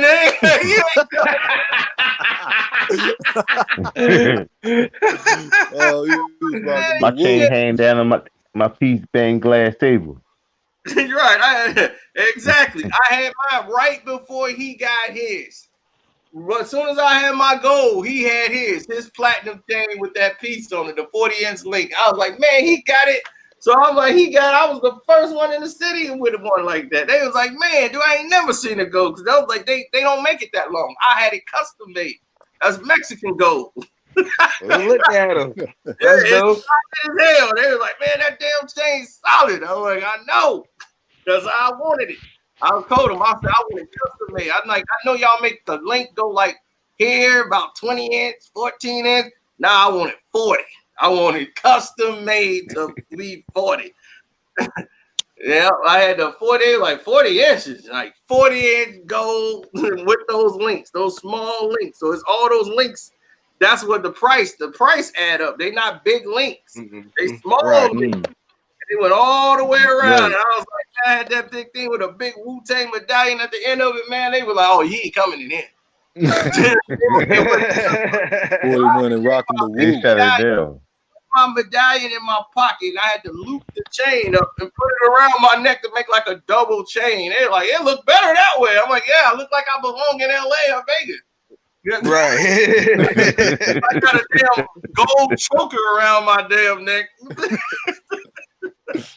Man, my boy, he's so starstruck. I was like, I gotta watch him, man. He gonna jump on one of these players' back. Man, so why did you ain't pass the ball that time? I was like, man, I gotta watch him, man, because he's dangerous right now. He get out airing out personal grievances. Yeah, man, dude, I thought you was gonna pass the rock that time. It was 37 seconds, man. Remember, it was like 5 seconds. It cost me $200. Cost me my money. You don't remember that game? Remember that game? It cost me my damn money. Yeah, you don't remember that game, man? That was when Coach took you out. You're like, man. Like, who brought you here? Who you here with? I'm like, man, I gotta keep an eye on him because he gonna get us bounced real quick. Right. He gonna be like, man, they be like, this your friend? I'm like, yeah, okay, both of y'all got a bounce. We thought it was cool to let y'all on up, but no, y'all gotta go. Man. Yeah, man, it was tons of NBA stories, man. John Starks, I showed y'all that y'all seen all those pictures at Starks Super Bowl party. I mean, John Starks Super Bowl parties, toe up. Super Bowl, Tampa versus the Steelers. No, it was Arizona Cardinals versus the Steelers. Oh, all right. It was in Tampa. We in the Neil O'Donnell gang. Gosh, and John Starks is in there, and man, it was like, I'm not going. Diddy want $250 just to get through the door. And then my guys got in for free. They was like, dude, you got in with us. You could have went in for free. We know our guy. They had a friend of ours who used to play in the NFL. He was a lineman. Used to play in the Eagles and stuff. So he retired now. So he down in Tampa. So they go, well, he in St. Pete, which is definitely Tampa. So they go down to St. Pete, kick it at his house, get drunk all night. Then we go watch the football game. And that's when Kim Kardashian was out there playing the AT&T Snoop. They all high. I'm like, man, I'm out there. I'm like, man, I'm not finna sit here and watch Snoop throw this damn football around. Kim Kardashian. That's why I was like, man, I think Snoop finna smash this little bro. I was like, ain't that Kanye, bro? I'm like, man, Snoop finna hit that. He definitely. I'm like, it was Direct TV, because that's when I had a license for that. So I was like, we had our own contract. I didn't work for Direct TV. I was third party. I had my own company, so we could distribute Direct TV. We could do cable. We can do internet. I'm like, because I'm not going to be no employee. I'm like, what the hell I want to do that for? I could third party, so I can contract somebody to go and just installate cable. I'm like, we got our own people that just put up cable for a living. So I'm like, they know how to do it. I could just call them up and say, hey, put it up. And I was like, I'll just buy the equipment from y'all. So we had our own business. So I was like, that's the best way to do. You cut out the middleman. So I cut Direct TV out. I say, no. I'll get you. You get paid through the subscription. So that's how they got their money, through the subscription. That's all they cared about anyway.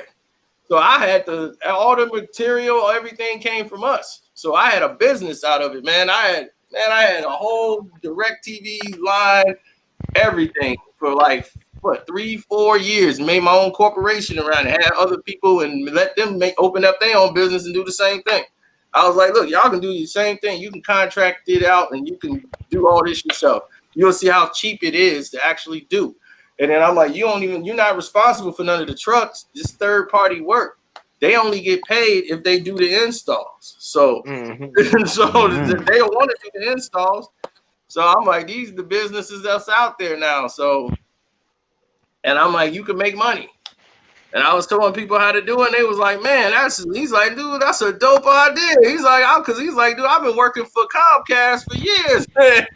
And they just been digging me around. I was like, yeah, they do it. Because now they come up cutting your hours, telling you got to report it in. I'm like, you your own boss. You can take a call. Maybe like, we got an install job for you. You can still do your job, man.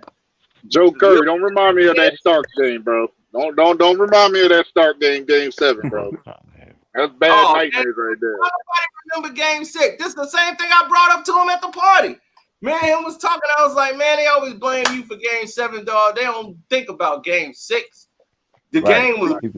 He went off that night. He was on fire. Game 6. Yeah, he went off that night. It made it a game.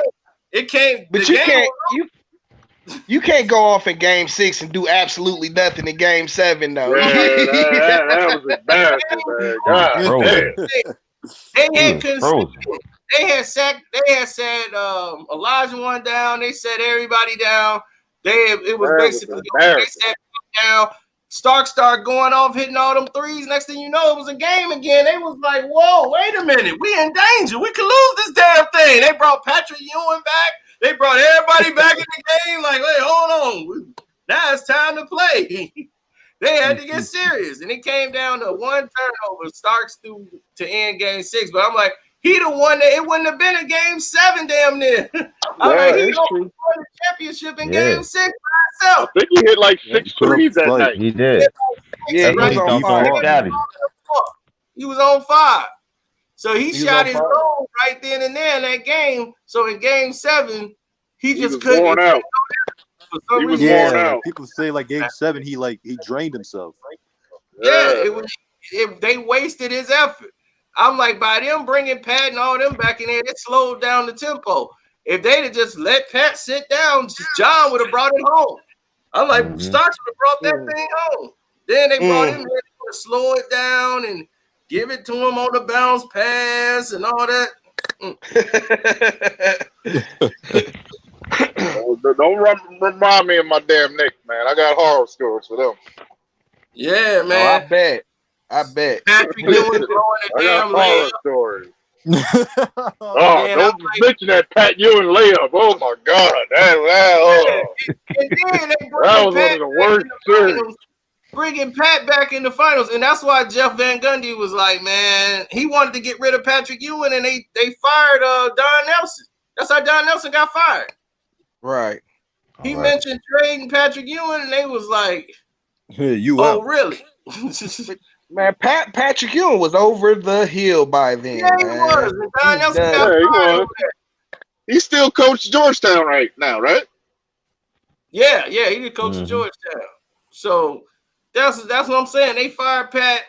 I mean, they kept Pat way too long because they always wanted to say, man, he couldn't accept the role. Like, you're going to have to come off the bench, less minutes. Pat wasn't trying to hear that. And that's why Jeff Van Gundy and him clashed. He's like, man, dude, he's like, this is bad. And when they went to the finals that year, when they had my man on the team, Spree, when they had Spree on the team and they went to the finals, they was winning all those games without Pat. Because Pat was slowing them down because he was hurt, and then he's trying to come back in the finals. I'm like, man, he threw off their whole rhythm. I was like, they should have He was thinking it up. But they wasn't going to beat that Spurs team anyway.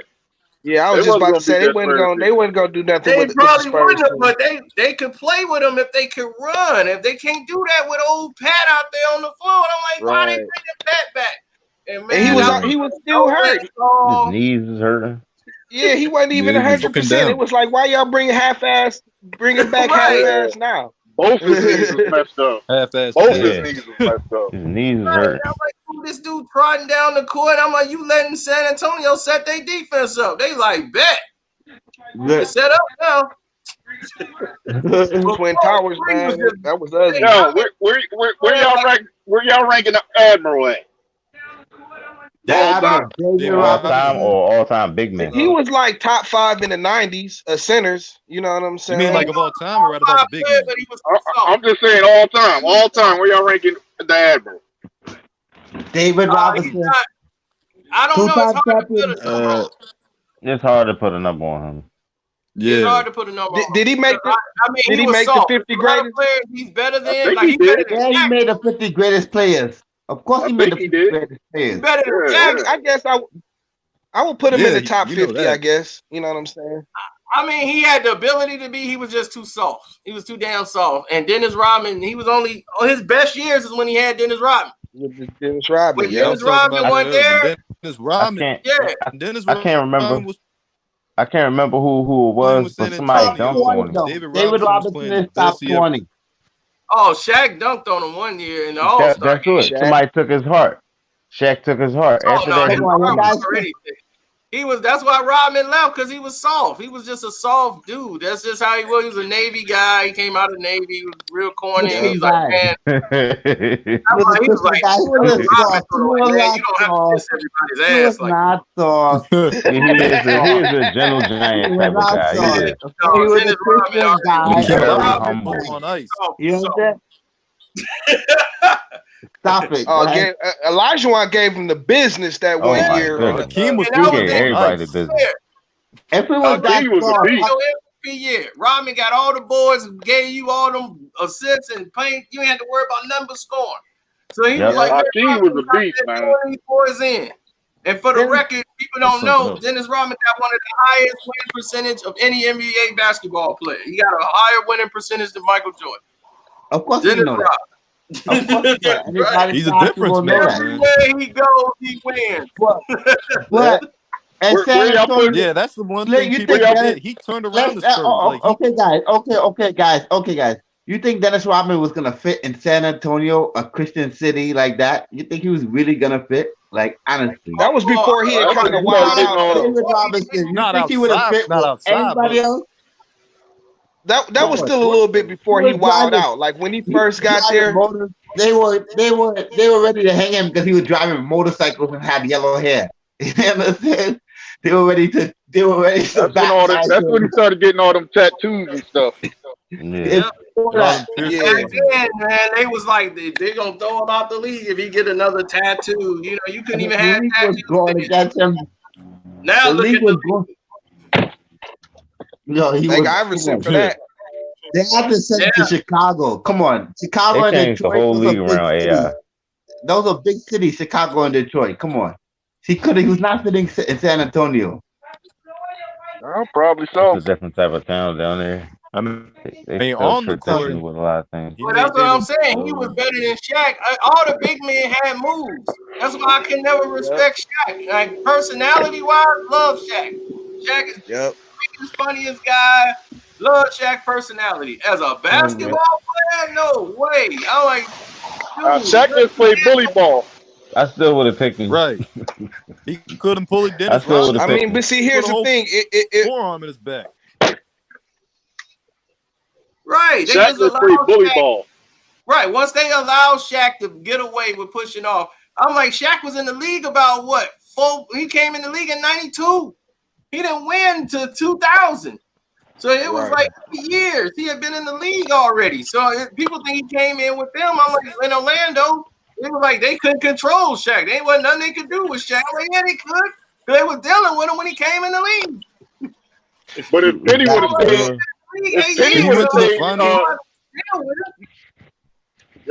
if him and Penny could have stayed together, they wouldn't want to chip. In LA, I think so. In LA, he put on all that weight. And that's what put him up. That's Nick Anderson blew that championship.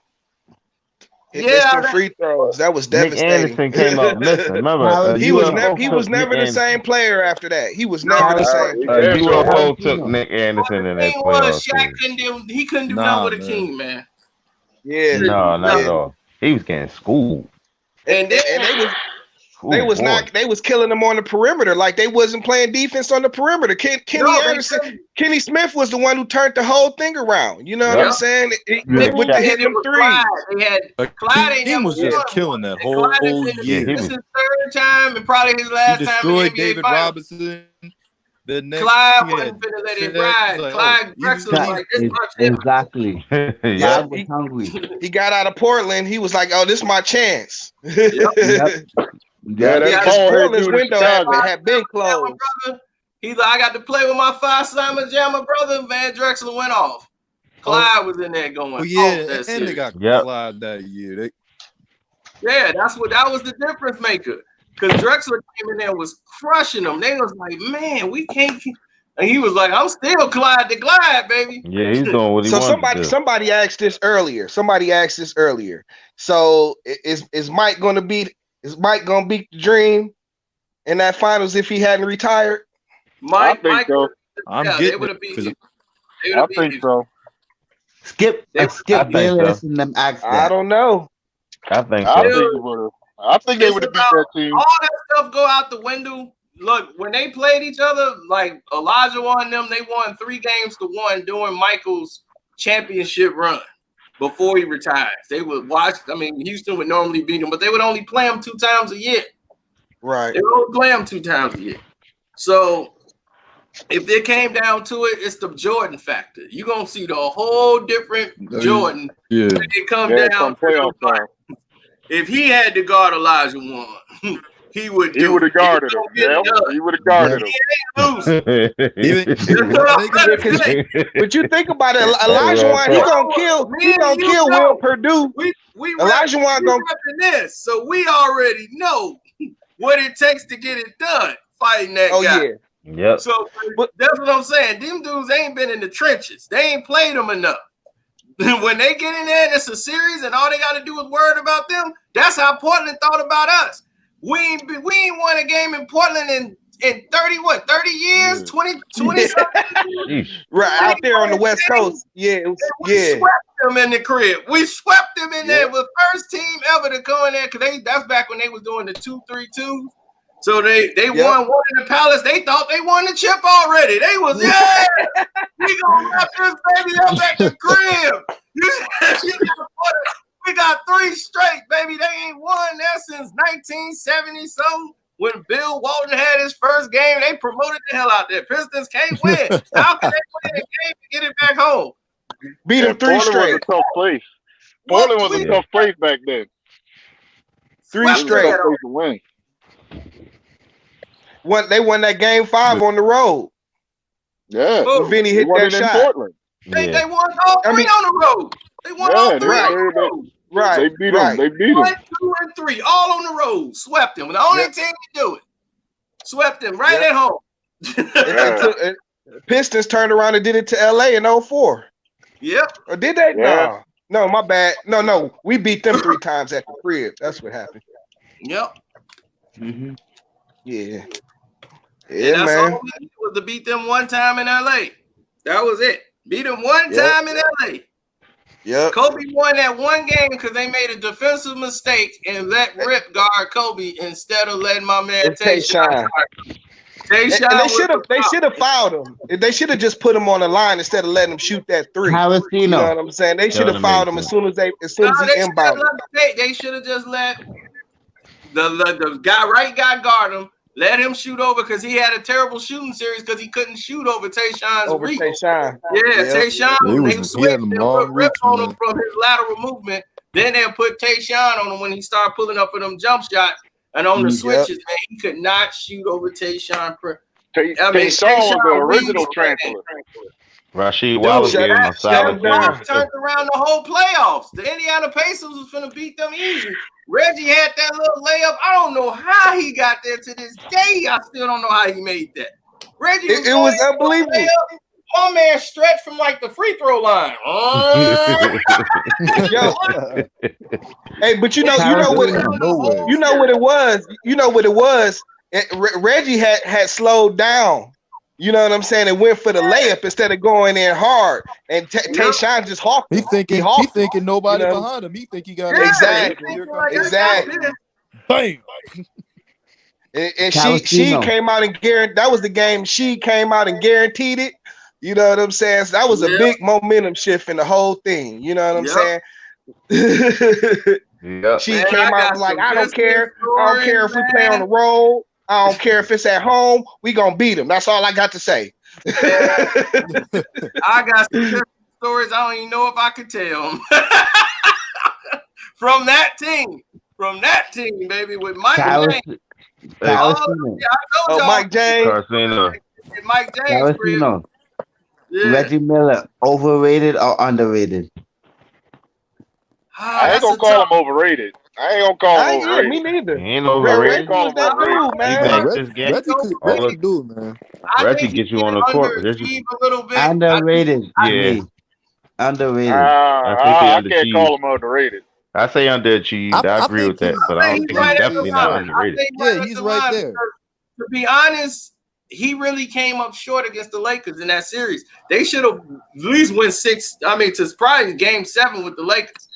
He missed the shot to win the game. Like, he would come up short in some of those moments that he needed to not come up short in. He looked great against the Knicks in certain series, but they supposed to win against the Knicks. They were supposed to win those series. Easy, Cino. I'm a Knicks fan over here, bro. Easy with that. I hate that.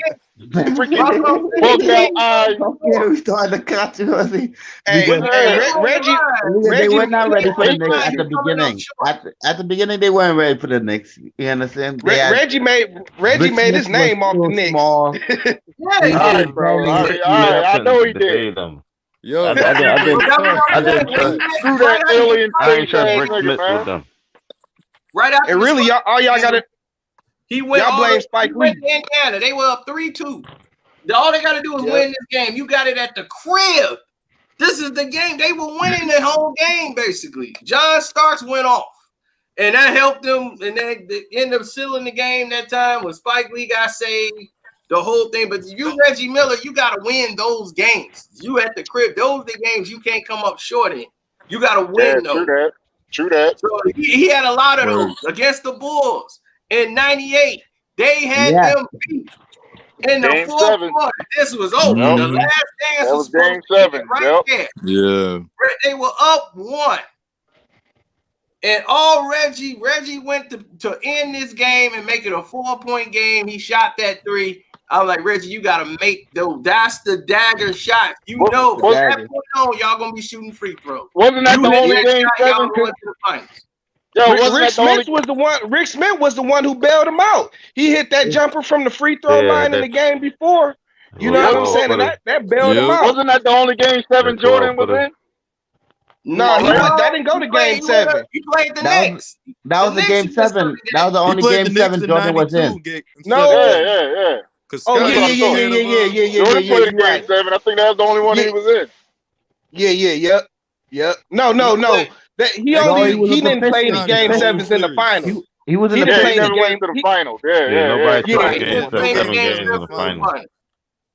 But conference finals, semi-conference finals, he's been in game 7 a few times.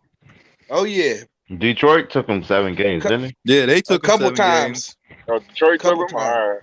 Oh, my man said, please address how the hell did the 90-91 Pistons lose? I still want that one back.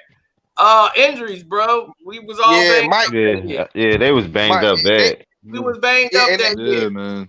And I'm going to tell you, we handled the Bulls that year. We handled it. We won all our games at home. They won all their games at their crib. So Parasino, you cannot say injuries. That's the game y'all was playing. So if y'all was going to all season. No, I mean our time. Didn't Joe Dumars go down? They always had ankle injuries. That was the Detroit comma right there. Okay, so don't say that. I was a Bulls fan too, you know. So that was the Detroit comma right there. Dumars was hurt that series, I believe. You won't, but I'm just saying. What didn't Dumars go down? Yeah, I mean, they all was hurt damn near. they set him up. They set him up, man. Had a groin injury. Isaiah had a surgery No, on his wrist. it's not a setup. It's that every game, everybody was playing them physical after a while. You understand? So the injuries come up and came up on them. You They just understand? had a long run, man. You know, They you've been on did. top. They've been to they've been to like 7 straight Eastern Conference Finals. Right. Like Yeah. 3 They straight almost had NBA Finals. Yeah, they you almost know, they went and from they 88 straight to 91. Finals again. You know, it's like That dude, too. it's like and come Mike, on. They went to three straight finals. So that too. And they changed the NBA. The NBA evolved. They had to catch up to what the Pistons was doing. That's why they got 5-star hotels. That's why they got jets now. That's why everybody trying to incorporate Yeah, the their own Pistons had their brand. own plane. I remember that. Right. The Pistons had their own plane. You saw They want Pat to be Riley. like us. They was Everybody the wants first- to be Knicks like the Pistons. They was the first team that had the stretch center, like the stretch 3-point center, like that. Bill Lambert. I know the pick and pop. We reinvented the game. The scoring was done by the big mans in the paint. The guards. We was killing it. Hall of Fame backcourt. Drafted. Microwave. You can't name another one. Yep. You got to go The back to the microwave. old Boston days.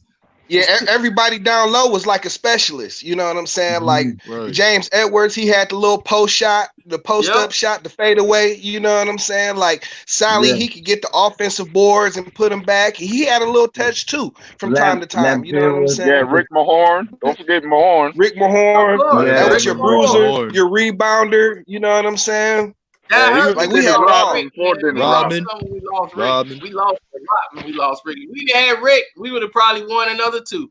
Cause we'd have probably won another 2. We'd have definitely beat Portland. They wouldn't have won the Hey, one but game. Carcino, you ever whenever because the same thing happened in 90, the same thing that happened in 04.